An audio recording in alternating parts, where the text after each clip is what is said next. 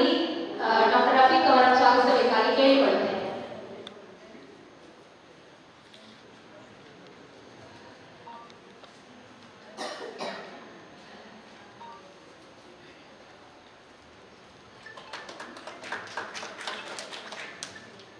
ಹಾಗೆ ಇನ್ನೊಬ್ಬ ಸಂಪನ್ಮೂಲ ವ್ಯಕ್ತಿ ಡಾಕ್ಟರ್ ಸೌಮ್ಯ ಮಹೇಶ್ ಪಂಡಿತ್, ಮುಖ್ಯಸ್ಥರು ಯೋಗ ವಿಭಾಗ, ಕೇರ್ ಯೋಗ ಮತ್ತು ನ್ಯಾಚುರೋಪತಿ ಮೆಡಿಕಲ್ ಕಾಲೇಜ್ ಗುಂಟೂರು, ಇವರು ಆಗಮಿಸಿರುತ್ತಾರೆ. ಇವರಿಗೂ ಸಹ ನಮ್ಮ ಕಾರ್ಯಕ್ರಮಕ್ಕೆ ಹೃತ್ಪೂರ್ವಕ ಸ್ವಾಗತವನ್ನು ಬಯಸುತ್ತೇನೆ. ಇವರಿಗೆ ಡಾಕ್ಟರ್ ಶ್ರೇಯಾ ಅವರು ಹೂವನ್ನು ನೀಡಿ ಸ್ವಾಗತಿಸಬೇಕಾಗಿ ಕೇಳಿಕೊಳ್ಳುತ್ತೇನೆ.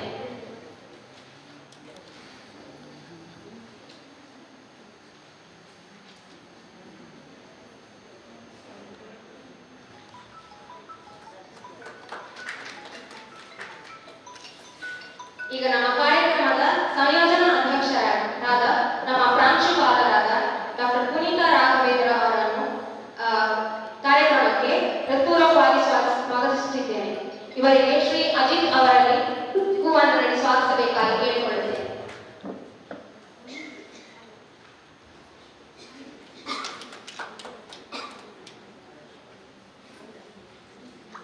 ಇಲ್ಲಿ ಆಗಮಿಸಿರುವಂತಹ ಶಿಬಿರದ ನಿರ್ವಾಹಕರಿಗೆ ಹಾಗೂ ಎಲ್ಲ ಶಿಬಿರಾರ್ಥಿಗಳಿಗೆ, ನನ್ನ ಸಹ ಉದ್ಯೋಗಿಗಳಿಗೆ ಹಾಗೂ ಇಲ್ಲಿ ಸಹಾಯ ಮಾಡಿದಂತಹ ಎಲ್ಲ ಉದ್ಯೋಗಿಗಳಿಗೆ ನನ್ನ ಹೃತ್ಪೂರ್ವಕ ಸ್ವಾಗತವನ್ನು ಬಯಸುತ್ತಾ ನನ್ನ ಸ್ವಾಗತ ಭಾಷಣವನ್ನು ಮುಕ್ತಾಯಗೊಳಿಸುತ್ತೇನೆ. ಧನ್ಯವಾದಗಳು. ಧನ್ಯವಾದಗಳು ಮೇಡಮ್. ಈಗ ನಮ್ಮ ಕಾರ್ಯಕ್ರಮದ ಮುಖ್ಯ ಅತಿಥಿಗಳಾದ ಡಾಕ್ಟರ್ ಅನಿಲ್ ಕಾಲ್ಪುಂಜೆ ಅವರು ನಮ್ಮೊಂದಿಗಿದ್ದಾರೆ. ಡಾಕ್ಟರ್ ಅನಿಲ್ ಕಾಲ್ಪುಂಜೆ ಅವರು ತಮ್ಮ ವೃತ್ತಿಪರ ಪ್ರೌಢ ಶಿಕ್ಷಣವನ್ನು ನಿಮಾನ್ಸ್ ಬೆಂಗಳೂರು ಮತ್ತು ಕೆಎಂಸಿ ಮಣಿಪಾಲ್ನಲ್ಲಿ ಮುಗಿಸಿರುತ್ತಾರೆ. ಶ್ರೀಯುತರು ಈಗ ಪ್ರಸ್ತುತ ಯನಪೋಯ ವೈದ್ಯಕೀಯ ಕಾಲೇಜಿನ ಮಾನಸಿಕ ವಿಭಾಗದ ಮುಖ್ಯಸ್ಥರಾಗಿ ಕಾರ್ಯನಿರ್ವಹಿಸುತ್ತಿದ್ದಾರೆ. ಇವರಲ್ಲಿ ಕಾರ್ಯಕ್ರಮದ ಬಗ್ಗೆ ಒಂದೆರಡು ಮಾತುಗಳನ್ನಾಡಲು ಕೇಳಿಕೊಳ್ಳುತ್ತೇವೆ.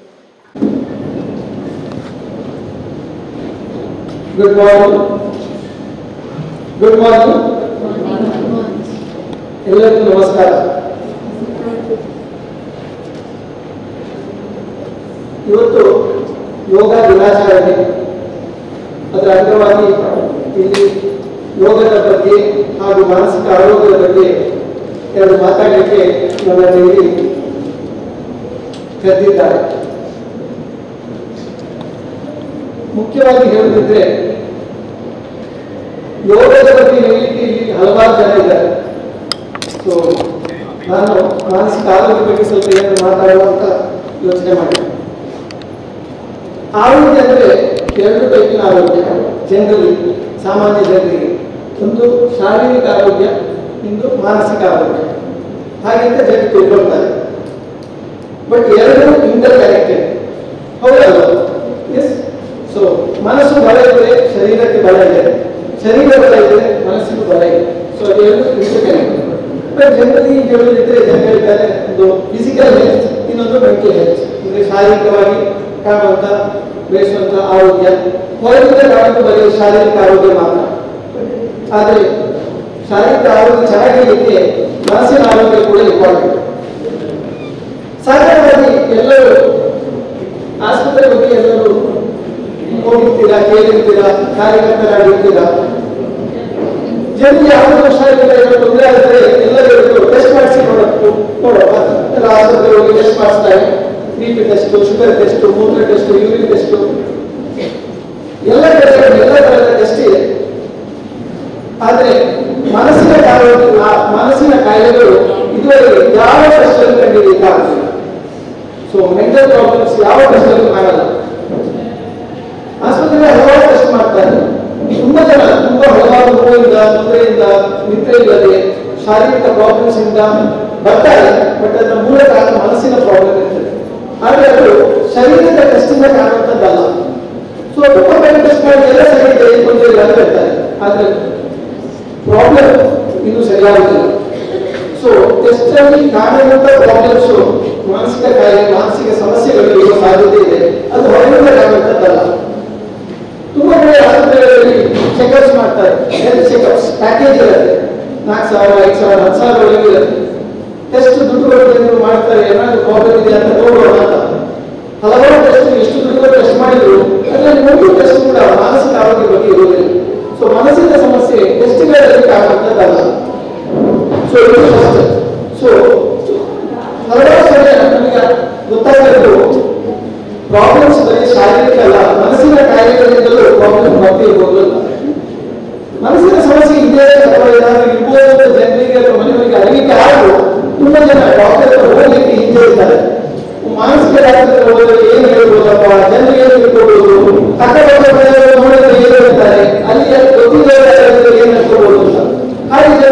ಹೇಳ್ತಾರೆ. ಸೊ ಇದಕ್ಕೆ ನಾವು ಸ್ಟಿಗ್ಮಾ ಅಂತ ಹೇಳ್ತೇವೆ. ಅಂದ್ರೆ ರೋಗಕ್ಕೆ ಒಂದು ಸಾಮಾಜಿಕ ಒಂದು ನಾಚಿಕೆ, ಅದರಿಂದ ಯಾರೆಲ್ಲ ಹೋಗೋದಿಲ್ಲ. ಸೊ ಇದರಿಂದಾಗಿ ಮಾನಸಿಕ ತೊಂದರೆಗಳು ಶುರುವಿನ ಸ್ಟೇಜಲ್ಲಿ ಅಥವಾ ತುಂಬ ಎದುರಾಗುವಲ್ಲಿ ಯಾರು ಬರುವುದಿಲ್ಲ. ತುಂಬಾ ಸಮಸ್ಯೆ ಆದ್ಮೇಲೆ ಜನರು ಬರ್ತಾರೆ. ಒಂದು ಸಣ್ಣ ಉದಾಹರಣೆ ಹೇಳುತ್ತಿದ್ರೆ, ನೀವು ಯೋಚನೆ ಮಾಡಿ, ಎಲ್ಲ ಕೆಟ್ಟ ಶಬ್ದಗಳು ಬರೀತಾರಲ್ಲ, ಕೆಟ್ಟ ಶಬ್ದಗಳು ಯಾವುದೇ ಭಾಷೆಯಲ್ಲಿ, ಕನ್ನಡದಲ್ಲಿ, ತುಳುವಲ್ಲಿ, ಮಲಯಾಳದಲ್ಲಿ, ಇಂಗ್ಲಿಷ್ ಇಲ್ಲಿ ಕೆಟ್ಟ ಶಬ್ದಗಳು, ಹೆಚ್ಚಿನ ಕೆಟ್ಟ ಶಬ್ದಗಳು ಮಾನಸಿಕ ತೊಂದರೆಗಳ ಬಗ್ಗೆ ಅಥವಾ ಮಾನಸಿಕ ಕಾಯಿಲೆ ಬಗ್ಗೆ ಬರ್ತದೆ. ನಾನು ಇಲ್ಲಿ ಹೇಗೆ ಟೀಚರ್ ಬರಲಿಲ್ಲ, ನೀವು ಯೋಚನೆ ಮಾಡಿ. ಸೊ ಹುಚ್ಚ ಹೇಳ್ತಾರೆ, ಮರಳೆ ಹೇಳ್ತಾರೆ, ಹೇಳ್ತಾರೆ, ಎಲ್ಲ ಮಾನಸಿಕ ಕಾಯಿಲೆ ಸಮಸ್ಯೆ ಸಂಬಂಧಪಟ್ಟಿದೆ. ಅದೇ ಯಾವುದೇ ಒಂದು ಪರಿವಾರ ನಿಮಗೆ ಫ್ರಾಕ್ಚರ್ ಅಂತ ಹೇಳಲ್ಲ. ಯಾಕಂದ್ರೆ ಕಾಯಿಲೆ ನಮಗೆ ಸ್ವಲ್ಪ ಡಿಗ್ನಿಟಿ ಕೊಡಬೇಕು.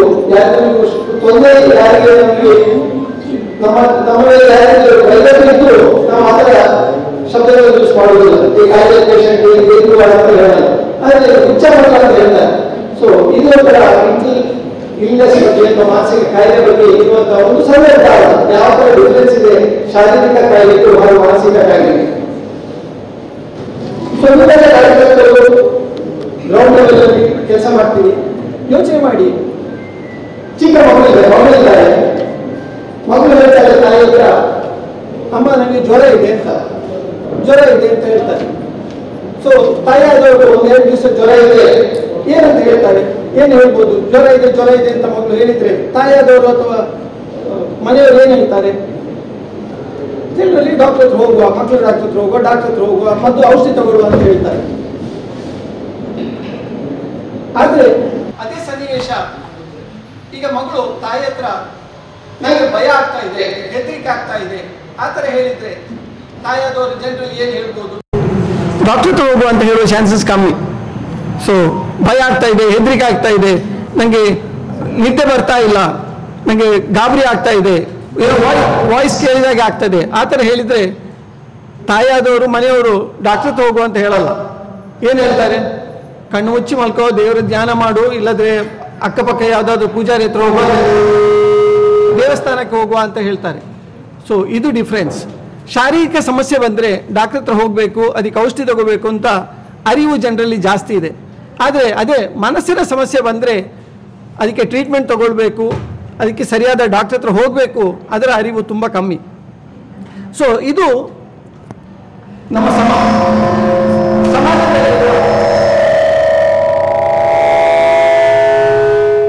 ಪರವಾಗಿಲ್ಲ.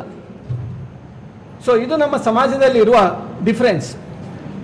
ಒಂದು ಚಿಕ್ಕ ಉದಾಹರಣೆ ಹೇಳ್ತೇನೆ. ನಾನು ನೋಡಿದ ಪೇಷಂಟಲ್ಲಿ ಸ್ವಲ್ಪ ಸಮಯ ಹಿಂದೆ ಕೇಳ್ತಾ ಇದ್ದಲ್ಲ, ಸ್ವಲ್ಪ ಸಮಯ ಹಿಂದೆ ಒಂದು ಕೂಲಿ ಜನ ಅವರ ಮಗಳನ್ನು ಇಟ್ಕೊಂಡು ಗಂಡ ಹೆಂಡತಿ ನನ್ನ ಹತ್ರ ಬಂದು ಹೇಳಿದ್ರು, ನನ್ನ ಮಗಳಿಗೆ ಹುಷಾರಿಲ್ಲ, ಅವಳಿಗೆ ನಿದ್ದೆ ಬರ್ತಾ ಇಲ್ಲ, ಗಾಬರಿ ಪಡ್ತಾಳೆ, ಹೆದರ್ತಾಳೆ, ಮನೆಯಲ್ಲಿ ಊಟ ಮಾಡ್ತಾ ಇಲ್ಲ. ನೋಡಿದ್ರೆ ಅವಳು ಹೇಳ್ತಾ ಇದ್ದಾಳೆ ಪಕ್ಕದ ಮನೆಯವರು ಏನೋ ಮಾಡಿದ್ದಾರೆ ಅಂತ, ಮಾಟ ಮಂತ್ರ ಮಾಡಿದ್ದಾರೆ ಅಂತ. ಸೊ ಹಾಗೆ 2-3 ತಿಂಗಳಾಯಿತು. ಸೊ ಅದರಿಂದಾಗಿ ನಾವು ತುಂಬ ನೊಂದಿದ್ದೇವೆ. ಅವಳಿಗೆ ಸಣ್ಣ ವಯಸ್ಸು, 18 ವಯಸ್ಸು ಆಗ್ತಾ ಉಂಟು. ತುಂಬ ಆಸೆ ಇಟ್ಟಿದ್ದೇವೆ ನಮ್ಮ ಮಗಳ ಮೇಲೆ. ಈಗ ಅವಳು PUC ಹೋಗ್ತಾ ಇದ್ದಾಳೆ, ಶಾಲೆಗೆ ಹೋಗ್ತಾ ಇಲ್ಲ. ಸೊ ಹೀಗಂತ ಬಹಳ ಕಷ್ಟದಲ್ಲಿದ್ದೇವೆ ಅಂತ. ಸೊ ಏನು ಮಾಡಿದ್ರಿ ಅಂತ ಕೇಳಿದ್ರು.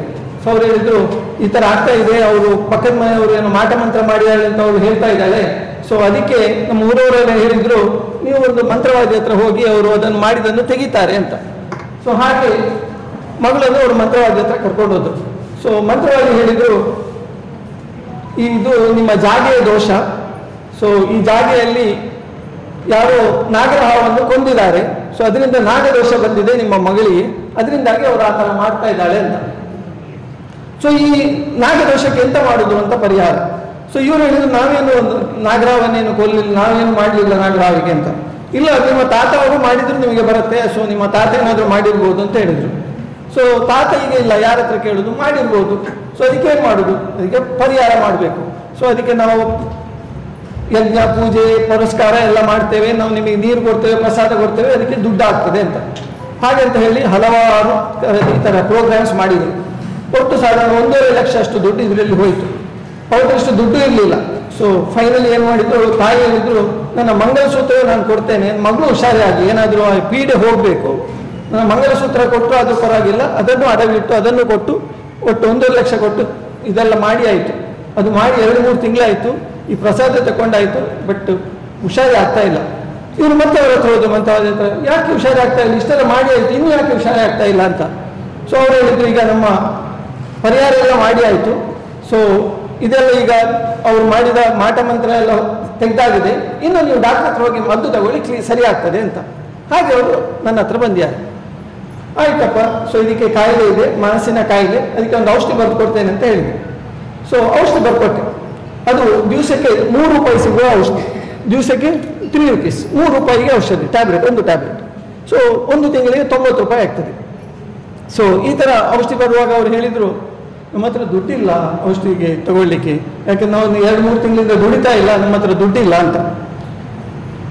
ಸೊ ಇಮ್ಯಾಜಿನ್ ಮಾಡಿ, 1.5 ಲಕ್ಷ ಕೊಟ್ಟು ಇದೆಲ್ಲ ಮಾಟ ಮಂತ್ರ ಮಾಡಿ ಪುರಸ್ಕಾರ ಮಾಡಿ ಅದೆಲ್ಲ ಮಾಡಿ ಅವರು ಡಾಕ್ಟರ್ ಹತ್ರ ಕಳಿಸಿದ್ರು. ನಾನು ಬರೆದ 100 ರೂಪಾಯಿದು ಮದ್ದು ತಗೊಳ್ಳಿಕ್ಕೆ ಅವ್ರ ಹತ್ರ ಹಣ ಇಲ್ಲ. ಸೊ ಈ ಥರ ನಮ್ಮ ಸಮಾಜದಲ್ಲಿ ಜನರಿಗೆ ಎಲ್ಲಿ ಟ್ರೀಟ್ಮೆಂಟ್ ತಗೋಬೇಕು, ಹೇಗೆ ತಗೋಬೇಕು ಅಂತ ಗೊತ್ತಿಲ್ಲ. ಸೊ ಸರಿಯಾದ ಡೈರೆಕ್ಷನ್ ಇಲ್ಲದೆ ಜನರು ಅಲ್ಲಿ ಹೋಗಿ ಸೊ ದುಡ್ಡು ವೇಸ್ಟ್ ಆಗ್ತದೆ, ಅವರ ಒಳ್ಳೆ ಟೈಮ್, ಯಾವ ಟೈಮಿಗೆ ಅದು ಟ್ರೀಟ್ಮೆಂಟ್ ಸಿಗಬೇಕು ಅದು ಸಿಗ್ತಾ ಇಲ್ಲ. ಸೊ ಈ ಥರ ನಮ್ಮ ಪ್ರಾಕ್ಟೀಸಲ್ಲಿ ಜೀವನದಲ್ಲಿ ಹಲವಾರು ಎಕ್ಸಾಂಪಲ್ ಇದೆ. ಸೊ ಈ ಸಮಾಜದಲ್ಲಿ ನಮಗೆ ಮಾನಸಿಕ ಆರೋಗ್ಯ ಬಗ್ಗೆ, ಅದರ ಟ್ರೀಟ್ಮೆಂಟ್ ಬಗ್ಗೆ ಅರಿವು ಚೇಂಜ್ ಆಗಬೇಕು, ಜನರಿಗೆ ಅದರ ಬಗ್ಗೆ ಅರ್ಥ ಆಗಬೇಕು. ಸುಮಾರು ಸಮಯ ಹಿಂದೆ ಸೈಕಾಟ್ರಿ ಡಿಪಾರ್ಟ್ಮೆಂಟಲ್ಲಿ ಲೇಡೀಸ್ ಜಾಯ್ನ್ ಆಗ್ತಾ ಇರಲಿಲ್ಲ, ಹುಡುಗಿಯರು ಜಾಯ್ನ್ ಆಗೋದು ಬಹಳ ಕಮ್ಮಿ. ಯಾಕೆಂದರೆ ಜನರು ಅನಿಸ್ತಾ ಇದ್ದು ಹುಚ್ಚರೊಟ್ಟಿಗಿದ್ದು ಜನರು ಸ್ವಲ್ಪ ಹುಚ್ಚಾಗ್ತಾರೆ ಅಂತ. ಸೊ ಹಾಗೆ ಹುಡುಗಿಯರು ಏನಾದರೂ ಅವರಿಗೆ ಪ್ರಾಬ್ಲಮ್ ಆಗ್ಬೋದು, ಮನೆಯವರು ಕಲಿಸ್ತಾ ಇರಲಿಲ್ಲ ಮಾನಸಿಕ ಸಬ್ಜೆಕ್ಟಿಗೆ ಜಾಯ್ನ್ ಆಗಲಿಕ್ಕೆ. ಸೊ ನಾನಿರೋ ಟೈಮಲ್ಲಿ ಹುಡುಗಿಯರು ಬಹಳ ಕಮ್ಮಿ ನಮ್ಮ ಡಿಪಾರ್ಟ್ಮೆಂಟಲ್ಲಿ. ಬಟ್ ಈಗೀಗ ಜನರಿಗೆ ಸ್ವಲ್ಪ ಚೇಂಜ್ ಆಗ್ತಾ ಇದ್ದಾರೆ. ಸೊ ಜನರಿಗೆ ಸ್ವಲ್ಪ ಅರಿವಾಗ್ತಾ ಇದೆ. ಇದು ಒಂದು ಬ್ರ್ಯಾಂಚ್. ಸೊ ಹೇಗೆ ಬೇರೆ ಬೇರೆ ಬ್ರಾಂಚಸ್ ಇದೆ, ಮಾನಸಿಕ ಆರೋಗ್ಯದ್ದು, ಮಾನಸಿಕ ಕಾಯಿಲೆ ಒಂದು ಕಾಯಿಲೆ, ಶರೀರಕ್ಕೆ ಬರುವ ಹಾಗೆ ಇನ್ನೊಂದು ಕಾಯಿಲೆ. ಸೊ ಇದಕ್ಕೂ ಈಗ ಜನರು ಲೇಡೀಸು ಜಾಯ್ನ್ ಆಗ್ಲಿಕ್ಕೆ ಸ್ಟಾರ್ಟ್ ಆಗ್ತಾ ಇದೆ. ಸೊ ಇದು ನಮ್ಮ ಸಮಾಜದಲ್ಲಿ ಒಂದು ಚೇಂಜ್ ಆದ, ಒಂದು ಪರಿವರ್ತನೆ ಬರುವಂತ ಒಂದು ಒಳ್ಳೆ ಉದಾಹರಣೆ. ನೀವೆಲ್ಲ ಕಾರ್ಯಕರ್ತರು, ಆರೋಗ್ಯಕಾರಿ ಕಾರ್ಯಕರ್ತರಲ್ವ. ಸೊ ಇನ್ನೊಂದು ಉದಾಹರಣೆ, ನಾನು ತುಮಕೂರಲ್ಲಿ ಇರುವಾಗ ಹೊಸ ಬಿಲ್ಡಿಂಗ್ ಕಟ್ಟಿದ್ರು ಮೆಡಿಕಲ್, ಅಲ್ಲಿ ಇದು ಗೌರ್ಮೆಂಟ್ ಹಾಸ್ಪಿಟ್ಲಿಗೆ. ಸೊ ರೂಮ್ ಅಲಾಟ್ ಮಾಡ್ತಾ ಇದ್ರು. ರೂಮ್ ಅಲಾಟ್ಮೆಂಟ್ ಮಾಡುವಾಗ ನಾನಲ್ಲಿ ಆ ರೂಮಲ್ಲಿ ಇದ್ದೆ, ಬಿಕಾಸ್ ನಾನು ಅಲ್ಲಿದ್ದು ಮೆಡಿಕಲ್ ಸೂಪರಿಂಟೆಂಡೆಂಟ್ ಇಂಟರ್ನ್ ಆಗಿದ್ದೆ. ಸೊ ರೂಮ್ ಅಲಾಟ್ಮೆಂಟ್ ಮಾಡಿ ಡಿಸೈನ್ ಮಾಡುವಾಗ so general medicine, orthopaedics, surgery ಅವರೆಲ್ಲ ಮೇಲಿನ ಫ್ರಂಟ್ ರೂಮ್ ತಗೊಂಡ್ರು. ಯಾಕೆಂದ್ರೆ ನಡೀಲಿಕ್ಕೆ ಸುಲಭ, ಅವರಿಗೆ ತುಂಬ ಜನ ಬರ್ತಾರೆ, ಅವರಿಗೆ ನೋಡ್ಕೊಳ್ಳಿಕ್ಕೆ ಸುಲಭ ಆಗಬೇಕು, ಜನರಿಗೆ ಓಡಾಡಲಿಕ್ಕೆ ಸುಲಭ ಆಗಬೇಕು ಅಂತ. ಸೊ ಮೇಲಿನ ಫ್ಲೋರ್ದು ರೂಮ್ ಅಲಾಟ್ಮೆಂಟ್ ಆಯಿತು. ಕೆಳಗಿನ ಫ್ಲೋರ್ ಇದು ರೂಮ್ ಅಲಾಟ್ಮೆಂಟ್ ಅಂದರೆ ಬೇಸ್ಮೆಂಟ್ ಇದು ಅಲಾಟ್ಮೆಂಟ್ ಬರುವಾಗ ಅಲ್ಲಿದು ಮೆಡಿಕಲ್ ಸೂಪರಿಂಟೆಂಡೆಂಟ್ ಹೇಳಿದ್ರು, ನೆಕ್ಸ್ಟ್ ಇನ್ನು ಈಗ ಇದು ಚರ್ಮ ರೋಗ, ಇದು ಮಾನಸಿಕ ರೋಗ, ಮಾನಸಿಕ ರೋಗಕ್ಕೆ ಲಾಸ್ಟ್ ರೂಮ್ ಕೊಡಿ, ಆ ಮೂಲೆಯಲ್ಲಿ ಕೋಣೆಯಲ್ಲಿ ಇರೋದು ಲಾಸ್ಟ್ ರೂಮ್ ಕೊಡಿ ಅಂತ. ಸೊ ಅವ್ರು ಹೇಳಿದ್ರು, ಯಾಕೆ ಲಾಸ್ಟ್ ರೂಮು? ಇಲ್ಲ, ಅದು ಯಾರಾದ್ರೂ ಜನರು ಹೋಗುವಾಗ ಯಾರಿಗೆ ಕಾಣಬಾರ್ದಲ್ಲ, ನೋಡಬಾರ್ದಲ್ಲ, ಅವ್ರಿಗೆ ಮೂಲೆಯದು ರೂಮ್ ಒಳ್ಳೇದು. ಸೊ ಜನರಿಗೂ ಸುಲಭ, ಜನರಿಗೂ ಒಳ್ಳೇದು, ಒಂದು ಮೂಲೆಯಲ್ಲಿ ಇದ್ರೆ ಯಾರಿಗೆ ಗೊತ್ತಾಗಬಾರ್ದು ಅಂತ. ಸೊ ಇದೊಂದು ಡಾಕ್ಟರ್ ಮೆಡಿಕಲ್ ಸೂಪರಿಂಟೆಂಡೆಂಟ್ ಹೇಳಿದ ಮಾತುಗಳು. ಸೊ ಈ ಥರ ಸೈಕಾಟ್ರಿ ಬಗ್ಗೆ, ಮಾನಸಿಕ ಆರೋಗ್ಯ ಬಗ್ಗೆ, ಮಾನಸಿಕ ಇವನ್ ಪೇಷಂಟ್ಸ್ ಬಗ್ಗೆ ತುಂಬ ಜನರ ಬಗ್ಗೆ ಒಂದು ಥರ ಕೀಳರಿಮೆ ಇದೆ. ಸೊ ಮೊದಲು ನನ್ನ ಟೀಚರ್ಸ್ ಹೇಳ್ತಾ ಇದ್ರು, ಮಾನಸಿಕ ಡಾಕ್ಟರ್ಸ್ ಅನ್ನು ಮದುವೆಗೆಲ್ಲ ಕರಿತಾ ಇರಲಿಲ್ಲ, ಫಂಕ್ಷನ್ಸ್ಗೆಲ್ಲ ಕರಿತಾ ಇರಲಿಲ್ಲ. ಯಾಕಂದರೆ ಕರೆದ್ರೆ ಇವರಿಗೆ ಪರಿಚಯ ಅಂತ ಜನರು ಕೇಳಿಬಿಡ್ತಾರೆ. ಸೊ ಅದಕ್ಕೆ ಬಟ್ ಈಗ ಚೇಂಜ್ ಆಗ್ತಾ ಇದೆ. ಸೊ ಈಗ ಇಂಥ ಫಂಕ್ಷನ್ಸಲ್ಲಿ ಡಾಕ್ಟರೇ ಚೀಫ್ ಗೆಸ್ಟ್ ಆಗಿ ಬರ್ತಾ ಇದ್ದಾರೆ. So it's A welcome change. So ಈಗ ಏನಾಗ್ತಾ ಇದೆ, ಜನರಿಗೆ ಅರಿವಾಗ್ತಾ ಇದೆ ಮಾನಸಿಕ ಆರೋಗ್ಯ ಬೇರೆ ಕಾಯಿಲೆ ಥರ. ಇವನ್ ಮಕ್ಕಳನ್ನು, ವಯಸ್ಕರನ್ನು ಎಲ್ಲ ಕರ್ಕೊಂಡು ಬರ್ತಾ ಇದ್ದಾರೆ. ಮಾನಸಿಕ ಆರೋಗ್ಯದಲ್ಲೂ ಚೈಲ್ಡ್ ಸ್ಪೆಷಲಿಸ್ಟ್ ಅಂದರೆ ಮಾನಸಿಕ ಆರೋಗ್ಯದ್ದು ಮಕ್ಕಳ ಸ್ಪೆಷಲಿಸ್ಟ್ ಕೂಡ ಇದೆ. ಈಗ ಚೈಲ್ಡ್ ಸೈಕಾಟ್ರಿ ಅಂತ DM ಸ್ಪೆಷಲೈಸೇಷನ್ ಕೋರ್ಸ್ ಇದೆ. ಇವನ್ ವಯಸ್ಕರಲ್ಲಿ ಜೀರಿಯಾಟ್ರಿಕ್ ಸೈಕಾಟ್ರಿ ಅಂತ ಇದೆ, ಅಂದರೆ ವಯಸ್ಕರಲ್ಲಿ ಬರುವ ಮಾನಸಿಕ ಕಾಯಿಲೆಗೆ ಸಪರೇಟ್ ಡಿಪಾರ್ಟ್ಮೆಂಟ್. ಸೊ ಈ ಥರ ಹಲವಾರು ಚೇಂಜಸ್ ಬರ್ತಾ ಇದೆ. ಸೊ ನಿಮ್ಮ ಹತ್ರ ಎಲ್ಲ ಕೇಳೋದು ಏನಂದರೆ, ಮಾನಸಿಕ ಕಾಯಿಲೆಗಳು ನಿಮ್ಮ ಅಂಡರಲ್ಲಿ ಯಾವಾಗ ನಿಮಗೆ ಅರಿವಾದರೆ, ಗೊತ್ತಾದರೆ ಅದನ್ನು ಫಸ್ಟಿಗೆ ಐಡೆಂಟಿಫೈ ಮಾಡಬೇಕು. ಅದನ್ನು ಎಲ್ಲಿ ಕರೆಕ್ಟಾಗಿರೋ ಜಾಗಕ್ಕೆ ರೆಫರ್ ಮಾಡಿದರೆ ಆ ಥರ ಪೇಷಂಟ್ಸಿಗೆ ತುಂಬ ಬೆನಿಫಿಟ್ ಆಗ್ತದೆ. ಈಗ ಲಾಸ್ಟ್ ಯೋಗ ಬಗ್ಗೆ ಹೇಳೋದಿದ್ರೆ, ಯೋಗ ಟ್ರೀಟ್ಮೆಂಟು 3 ಥರ ಫೇಸಲ್ಲಿ ಆಗ್ತದೆ. ಒಂದು ಪ್ರೊಮೋಟಿವ್ ಫೇಸ್, ಒಂದು ಪ್ರಿವೆಂಟಿವ್ ಫೇಸ್, ಇನ್ನೊಂದು ಕ್ಯೂರೇಟಿವ್ ಫೇಸ್. ಅಂದರೆ ಯೋಗದಿಂದ ಒಂದು ಆರೋಗ್ಯ ಉತ್ತಮ ಆಗುವಂಥದ್ದು, ಇನ್ನೊಂದು ಹಲವಾರು ಕಾಯಿಲೆಗಳನ್ನು ತಡೆಗಟ್ಟುವಂಥದ್ದು, ಇನ್ನೊಂದು ಕ್ಯೂರೇಟಿವ್ ಅಂದರೆ ಟ್ರೀಟ್ಮೆಂಟ್ಗೋಸ್ಕರ. ಸೊ ಇದರಲ್ಲಿ ಪ್ರೊಮೋಟಿವ್ ಅಂದರೆ ಆರೋಗ್ಯ ಉತ್ತಮಗೊಳಿಸಲಿಕ್ಕೆ ಎಲ್ಲರೂ ಪ್ರಾಕ್ಟೀಸ್ ಮಾಡ್ಬೋದು. ಸೊ ಅದರಿಂದ ನಮ್ಮ ಶಾರೀರಿಕಕ್ಕೂ ಹಾಗೂ ಮಾನಸಿಕ ಆರೋಗ್ಯಕ್ಕೂ ಒಳ್ಳೆಯದು. ಇದರಿಂದ ಹಲವಾರು ರೋಗಗಳನ್ನು ತಡೆಗಟ್ಟಬಹುದು. ಅದಲ್ಲದೆ ಕೆಲವು ಕಾಯಿಲೆಗಳು ಬಂದರೆ ಈವನ್ ಮೈಲ್ಡ್ ಪ್ರಾಬ್ಲಮ್ಸ್ಗೆ ಇದನ್ನು ಟ್ರೀಟ್ಮೆಂಟ್ ಆಗಿ ಯೂಸ್ ಮಾಡ್ಬೋದು. ನಿಮ್ಯಾನ್ಸ್ ಅಂತ ಒಂದು ಪ್ರಸಿದ್ಧ ಹಾಸ್ಪಿಟಲ್ ಇದೆ ಬ್ಯಾಂಗ್ಳೂರಲ್ಲಿ. ಸೊ ಇಲ್ಲಿ ಇಂಟಿಗ್ರೇಟೆಡ್ ಮೆಡಿಸಿನ್ ಅಂತ ಇದೆ. ಅಂದರೆ ಸೈಕ್ಯಾಟ್ರಿ ಸ್ಪೆಷಲೈಸೇಷನ್ ವಿತ್ ಯೋಗ ಒಟ್ಟಿಗೆ ನಡೆಯುವಂಥ ಒಂದು ಡಿಪಾರ್ಟ್ಮೆಂಟ್. ಸೊ ಯೋಗ ಒಂದು ಟ್ರೀಟ್ಮೆಂಟ್ ಥರ ಅದರಲ್ಲಿ ಯೂಸ್ ಮಾಡ್ತಾರೆ. ಸೊ ಆ ಥರ ಇಂಟಿಗ್ರೇಟೆಡ್ ಮೆಡಿಸಿನ್ ಡಿಪಾರ್ಟ್ಮೆಂಟ್ ಕೂಡ ಈಗ ಸ್ಟಾರ್ಟ್ ಆಗ್ತಾ ಇದೆ.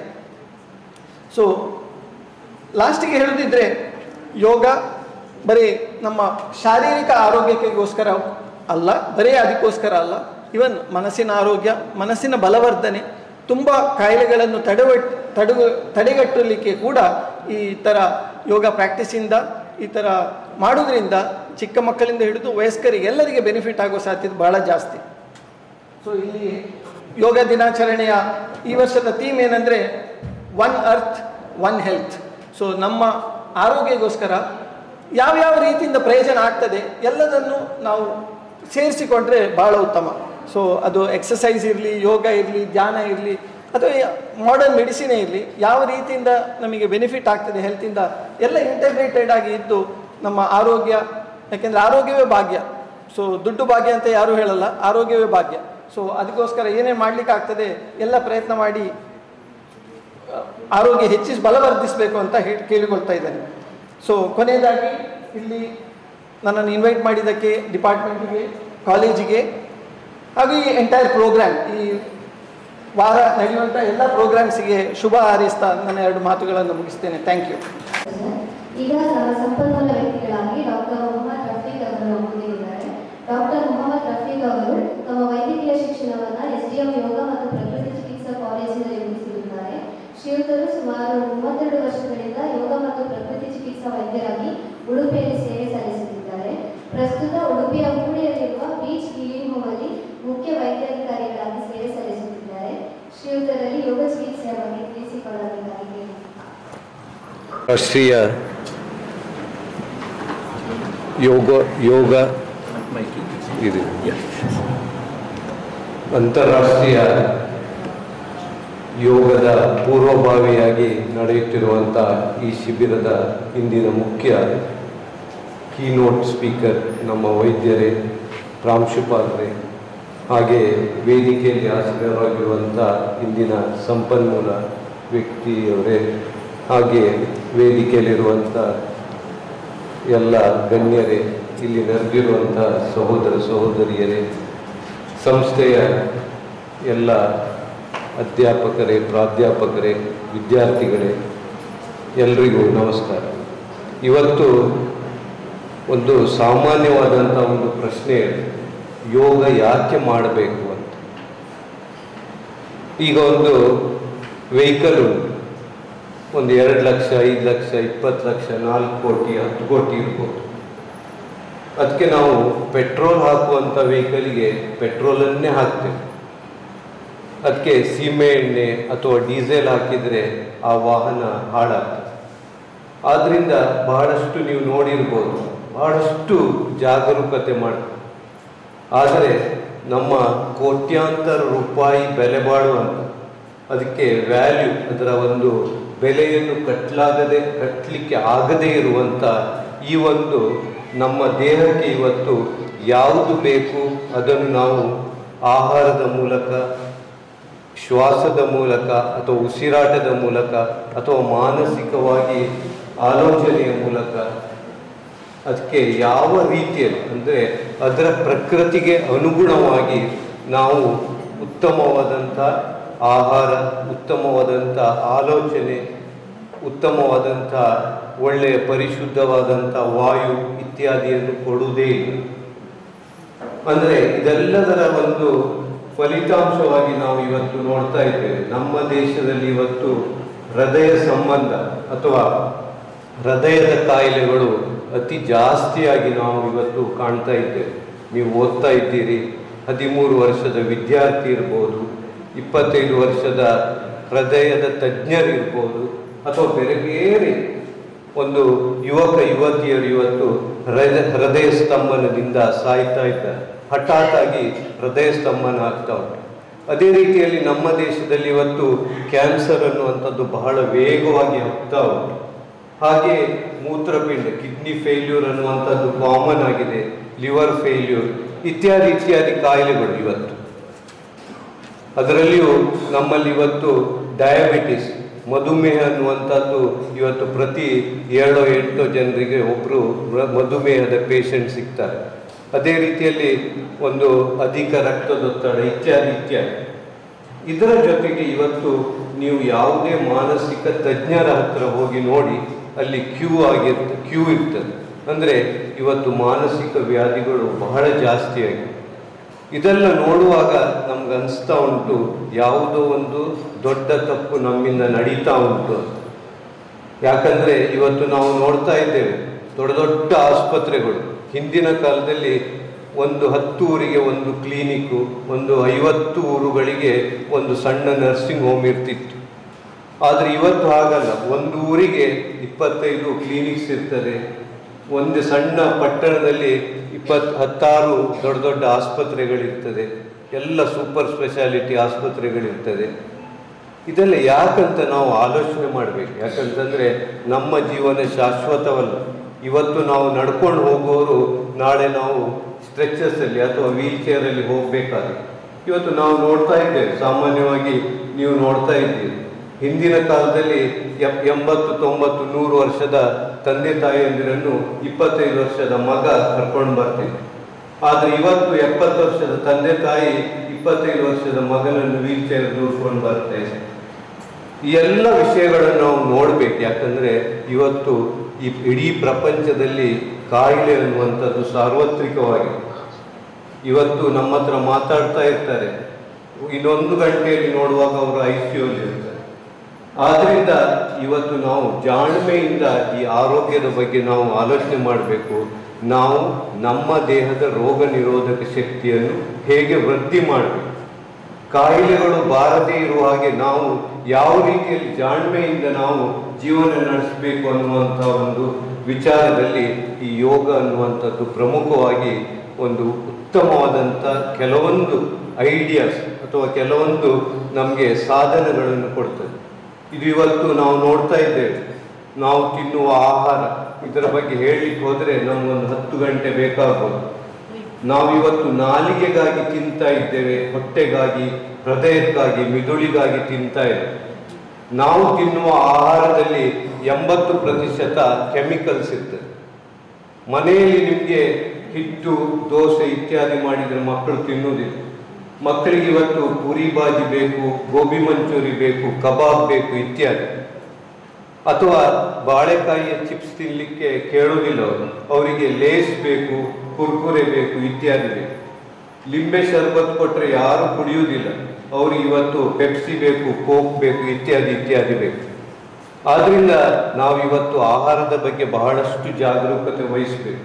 ಯಾಕಂತಂದರೆ ರಾಸಾಯನಿಕ ಯುಕ್ತವಾದಂಥ ಆಹಾರವು ಇವತ್ತು ನಮಗೆ ಎಲ್ಲ ಕಾಯಿಲೆಗಳಿಗೆ ಕಾರಣವಾಗಿದೆ. ಅದೇ ರೀತಿಯಲ್ಲಿ ನಾವು ಉಸಿರಾಡುವಂಥ ಗಾಳಿ, ನಾವು ಇವತ್ತು ಉಸಿರಾಟವನ್ನು ಮರ್ತಿದ್ದೇವೆ. ನಾವು ಒಟ್ರಾಸೆ ಏನೋ ಒಂದು ರೀತಿಯಲ್ಲಿ ದೇಹವೇ ಉಸಿರಾಡ್ತಾ ಇರ್ತದೆ, ಶ್ವಾಸಕೋಶ ಏನೋ ಒಂದು ಕೆಲಸ ಮಾಡ್ತಾ ಇದೆ. ನಾವು ದೀರ್ಘ ಉಸಿರಾಟ ಮಾಡಬೇಕು, ಪ್ರಾಣಾಯಾಮ ಮಾಡಬೇಕು. ಅದೆಲ್ಲವನ್ನು ಈ ಶಿಬಿರದಲ್ಲಿ ನಿಮಗೆ ಹೇಳಿಕೊಡ್ತಾ ಇದೆ. ಅದೇ ರೀತಿಯಲ್ಲಿ ನಾವು ಮನಸ್ಸನ್ನು ಶಾಂತವಾಗಿಟ್ಕೊಳ್ಬೇಕು. ಈಗ ಹೇಳಿದ್ರಿ, ಮನ ಪ್ರಶಮನೋಪಾಯ ಯೋಗ ವಿಧಿ ಇದ್ಯತೆ ಅಂತಂದರೆ ಮನಸ್ಸನ್ನು ನಾವು ಗೆಲ್ಲಬೇಕು. 60% ಕಾಯಿಲೆಗಳು ನಮಗೆ ಮನಸ್ಸಿನಿಂದ ಬರ್ತದೆ. ಈಗ ಸರ್ ಹೇಳಿದರು, ಯಾವ ರೀತಿಯಲ್ಲಿ ಮನಸ್ಸು ಸ್ಥೀಮಿತದಲ್ಲಿ ಇಲ್ಲದೇ ಇದ್ದರೆ ಅದಕ್ಕೂ ಒಂದು ಔಷಧಿ ಬೇಕು. ಆದ್ದರಿಂದ ಯೋಗ, ಉಸಿರಾಟ ಅಥವಾ ಯೋಗದ ಮೆಡಿಟೇಷನ್, ಧ್ಯಾನ ಮಾಡುವಂಥದ್ದು, ಇದು ನಮ್ಮ ಮನಸ್ಸನ್ನು ಉತ್ತಮವಾದಂಥ ಸ್ಥಿತಿಯಲ್ಲಿ ಇಡಲಿಕ್ಕೆ ಒಂದು ಅನುಕೂಲ ಮಾಡಿಕೊಳ್ಳುತ್ತದೆ. ಅದೇ ರೀತಿಯಲ್ಲಿ ಇವತ್ತು one earth, one health one earth ಅಂತಂದರೆ ನಾವು ಎಲ್ಲ ರೀತಿಯ ಪ್ರದೂಷಣೆಗಳು ಅಂತಂದರೆ ಹೆಜಾರ್ಡ್ಸ್ ಅಥವಾ ಇವತ್ತು ನಾವು ಏನು ಹೇಳ್ತೇವೆ ಒಂದು ರೀತಿಯಲ್ಲಿ ಪೊಲ್ಯೂಷನ್ ಜಾಸ್ತಿಯಾಗಿ ನಮ್ಮ ಪೃಥ್ವಿಯನ್ನು ಇವತ್ತು ನಾವು ಹಾಳು ಮಾಡ್ತಾ ಇದ್ದೇವೆ. ಯಾವುದೇ ಒಂದು ಪ್ರಾಕೃತಿಕವಾದಂಥ ಸಂಪನ್ಮೂಲವನ್ನು ನಾವು ಅತಿಯಾಗಿ ಬಳಸುವಂಥದ್ದು, ಅದರ ಒಂದು ದುರ್ಬಳಕೆ ಮಾಡೋದ್ರಿಂದ ಅದು ನಮ್ಮ ಆರೋಗ್ಯವಿರ್ಬೋದು ಅಥವಾ ನಮ್ಮ ಒಂದು ವಿನಾಶಕ್ಕೆ ಕಾರಣವಾಗುವಂಥದ್ದು ನಾವು ನೋಡ್ತಾ ಇದ್ದೇವೆ.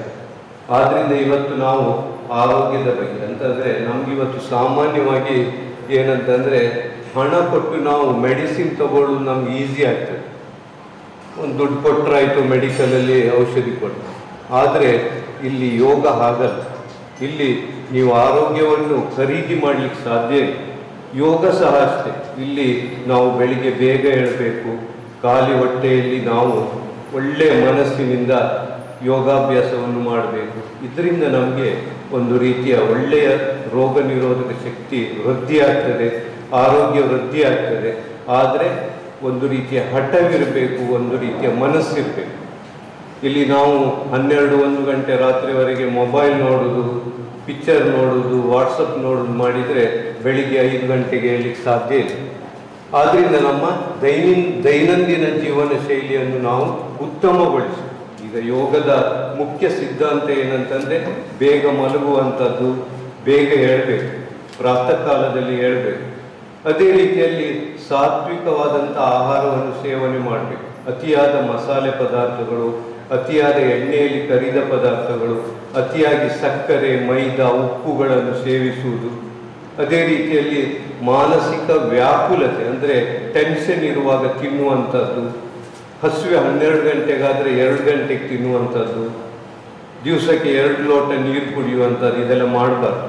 ದಿವಸಕ್ಕೆ ಕನಿಷ್ಠ ಪಕ್ಷ 3.5ರಿಂದ 4 ಲೀಟರ್ ನೀರು ಕುಡಿಬೇಕು. ಮನಸ್ಸನ್ನು ಶಾಂತವಾಗಿ ಇಟ್ಕೊಳ್ಬೇಕು. ಆಹಾರವನ್ನು ನಮ್ಮ ದೇಹದ ಆರೋಗ್ಯಕ್ಕಾಗಿ ತಿನ್ನಬೇಕು, ಬಾಯಿ ರುಚಿಗೆ ತಿನ್ನಲಿಕ್ಕೆ ಹೋಗಬಾರ್ದು. ಹಾಗೆ ನಮ್ಮ ಮನಸ್ಸನ್ನು ಪ್ರಶಾಂತವಾಗಿ ಇಟ್ಕೊಳ್ಬೇಕು. ಇದೆಲ್ಲವುಗಳನ್ನು ಬಹಳ ಉತ್ತಮ ಮುತುವರ್ಜಿಯಿಂದ ಉಚಿತವಾಗಿ ನಿಮಗೆ ಇಲ್ಲಿ ಹೇಳಿಕೊಡ್ತಾ ಇದ್ದಾರೆ. ಯಾಕಂತಂದರೆ ನಮ್ಗೆ ಗೊತ್ತುಂಟು, ಕಾಲೇಜಿಗೆ ನಾವು ಟೀಚ್ ಮಾಡುವಂಥದ್ದು ಸ್ವಲ್ಪ ಸುಲಭವಿತ್ತು.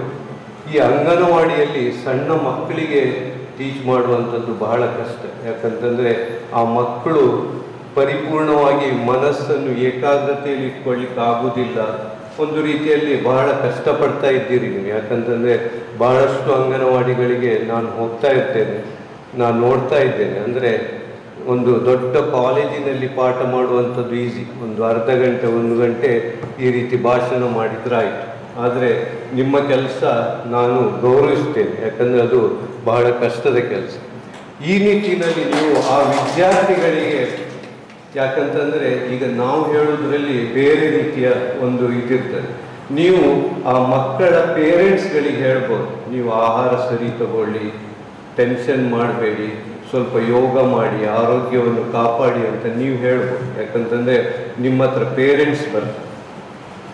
ಈ ಗ್ರಾಮೀಣ ಮಟ್ಟದಲ್ಲಿ ನಾವು ಆರೋಗ್ಯದ ಬಗ್ಗೆ ನಾವು ಪ್ರಚಾರ ಮಾಡಬೇಕು. ಯಾಕಂತಂದರೆ ಪ್ರತಿ ತಿಂಗಳು ನಾವೆಲ್ಲರೂ ಒಂದು 7-8 ಶಾಲೆಗಳಿಗೆ ಹೋಗ್ತೇವೆ. ಯಾಕಂದರೆ ನಾವು ಆರೋಗ್ಯದ ಬಗ್ಗೆ, ಮಾನಸಿಕ ಆರೋಗ್ಯದ ಬಗ್ಗೆ, ಯೋಗದ ಬಗ್ಗೆ ಇವತ್ತಿನಿಂದಲೇ ನಾವು ಒಂದು ಮಾಡುವಂಥ ಕಾರ್ಯ ದೊಡ್ಡ ಪುಣ್ಯದ ಕಾರ್ಯ. ಯಾಕಂತಂದರೆ ನಮ್ಮ ದೇಶದಲ್ಲಿ ಇವತ್ತು ಈ ಒಂದು ಈ ಕಾಯಿಲೆಗಳಿಗೆ ಸರ್ಕಾರ ಬಹಳಷ್ಟು ಕೋಟ್ಯಾಂತರ ರೂಪಾಯಿಗಳು, ಸಾಧಾರಣ ಒಂದು ನಮ್ಮ ಒಂದು ಸ್ಟೇಟನ್ನೇ ಆ ಹಣವನ್ನು ತಂದರೆ ಒಳ್ಳೆ ಇಂಪ್ರೂವ್ ಮಾಡ್ಬೋದು. ಅಷ್ಟು ಹಣ ಇವತ್ತು ಈ ಅನಾರೋಗ್ಯವನ್ನು ಕಡಿಮೆ ಮಾಡಲಿಕ್ಕೆ ಸರ್ಕಾರ ವ್ಯಯ ಮಾಡ್ತಾ ಉಂಟು.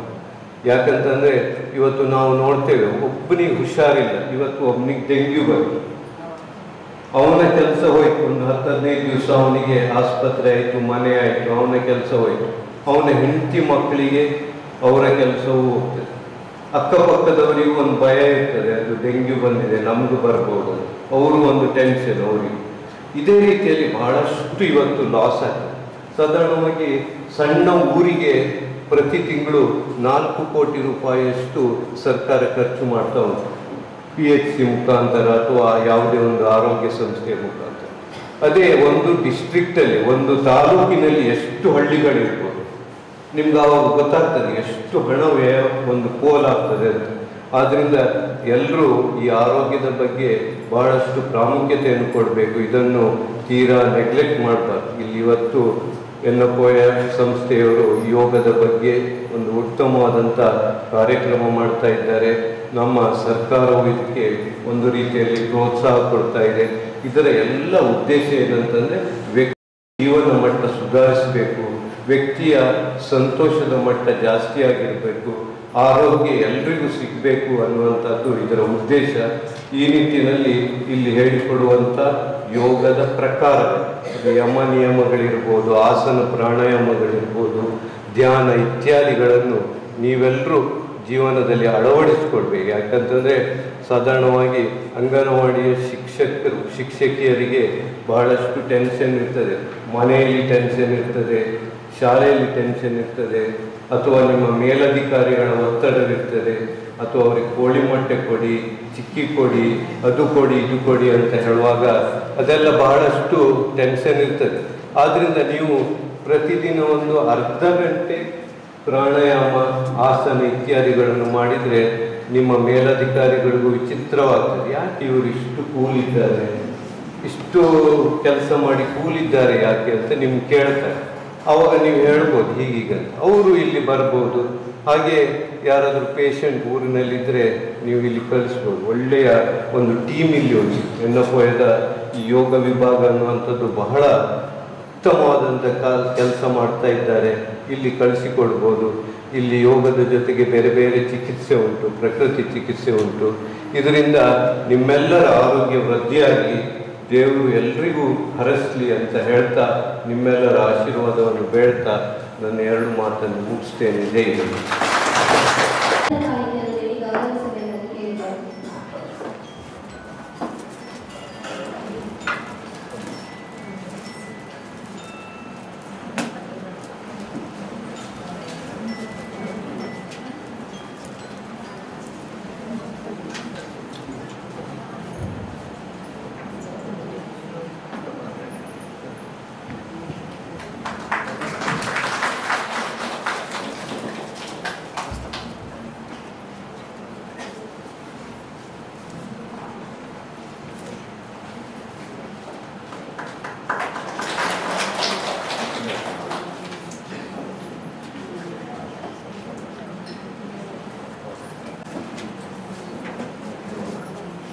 ಈಗ ನಮ್ಮ ಕಾರ್ಯಕ್ರಮಕ್ಕೆ ಇನ್ನೊಬ್ಬರು ಸಂಪನ್ಮೂಲ ವ್ಯಕ್ತಿಗಳಾಗಿ ಡಾಕ್ಟರ್ ಸೌಮ್ಯ ಮಹೇಶ್ ಪಂಡಿತ್ ಆಗಮಿಸಲಿದ್ದಾರೆ. ಇವರು ತಮ್ಮ ವೃತ್ತಿಪರ ಶಿಕ್ಷಣವನ್ನು ಎಸ್ಡಿಎಂ ಯೋಗ ಮತ್ತು ಪ್ರಕೃತಿ ಚಿಕಿತ್ಸಾ ಕಾಲೇಜು ಉಜಿರೆಯಲ್ಲಿ ಮುಗಿಸಿ ಸುಮಾರು 25 ವರ್ಷಗಳಿಂದ ಯೋಗ ಮತ್ತು ಪ್ರಕೃತಿ ಚಿಕಿತ್ಸಾ ಕ್ಷೇತ್ರದಲ್ಲಿ ವೈದ್ಯರಾಗಿ ಮತ್ತು ಉಪನ್ಯಾಸಕರಾಗಿ ಸೇವೆ ಸಲ್ಲಿಸುತ್ತಿದ್ದಾರೆ. ಈಗ ಪ್ರಸ್ತುತ ಇವರು ಪ್ರಕೃತಿ ಚಿಕಿತ್ಸೆ ಮತ್ತು ಯೋಗ ಕಾಲೇಜು ಮತ್ತು ಆಸ್ಪತ್ರೆ ಗುಂಟೂರು ಇಲ್ಲಿಯ ಯೋಗ ವಿಭಾಗದಲ್ಲಿ ಮುಖ್ಯಸ್ಥರಾಗಿ ಸೇವೆ ಸಲ್ಲಿಸುತ್ತಿದ್ದಾರೆ. ಇವರು ಮಾನಸಿಕ ಆರೋಗ್ಯಕ್ಕಾಗಿ ಯೋಗ ಚಿಕಿತ್ಸೆಯ ಬಗ್ಗೆ ಮಾಹಿತಿ ನೀಡಬೇಕಾಗಿ ಕೇಳಿದರು. ವೇದಿಕೆ ಮೇಲೆ ಉಪಸ್ಥಿತರಿರುವ ಗಣ್ಯರೇ ಹಾಗೂ ಇಲ್ಲಿ ನೆರೆದಿರುವ ಸರ್ವರಿಗೂ ನನ್ನ ಪ್ರೀತಿಪೂರ್ವಕ ನಮಸ್ಕಾರಗಳು.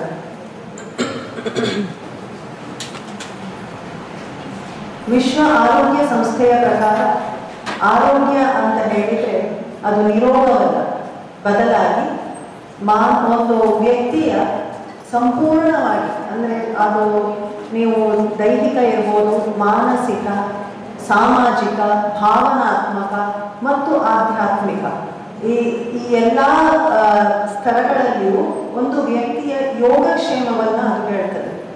ಸೊ ಆರೋಗ್ಯ ಅಂತ ಹೇಳಿದರೆ ನಾವು ಬರೀ ದೈಹಿಕವಾಗಿ ಏನಾದರೂ ಒಂದು ಹೆಚ್ಚು ಕಡಿಮೆ ಆಯಿತು ಅಂತ ಹೇಳುವಂಥದ್ದು, ಅಥವಾ ಅದರಲ್ಲಿ ದೈಹಿಕವಾಗಿ ನಾವು ಸರಿಯಾಗಿದ್ದೇವೆ, ನಮ್ಮ ಮನಸ್ಸಿನಲ್ಲಿ ಒತ್ತಡಗಳಿವೆ, ಸೊ ಇದರಿಂದ ನಾವು ಸಂಪೂರ್ಣವಾಗಿ ಆರೋಗ್ಯದಿಂದ ಇದ್ದೇವೆ ಅಂತ ಹೇಳುವಾಗಿಲ್ಲ. ಸೊ ಅದು ವಿಶ್ವ ಆರೋಗ್ಯ ಸಂಸ್ಥೆಯ ಒಂದು ಆರೋಗ್ಯದ ಬಗ್ಗೆ ಒಂದು ಡೆಫಿನೇಷನ್.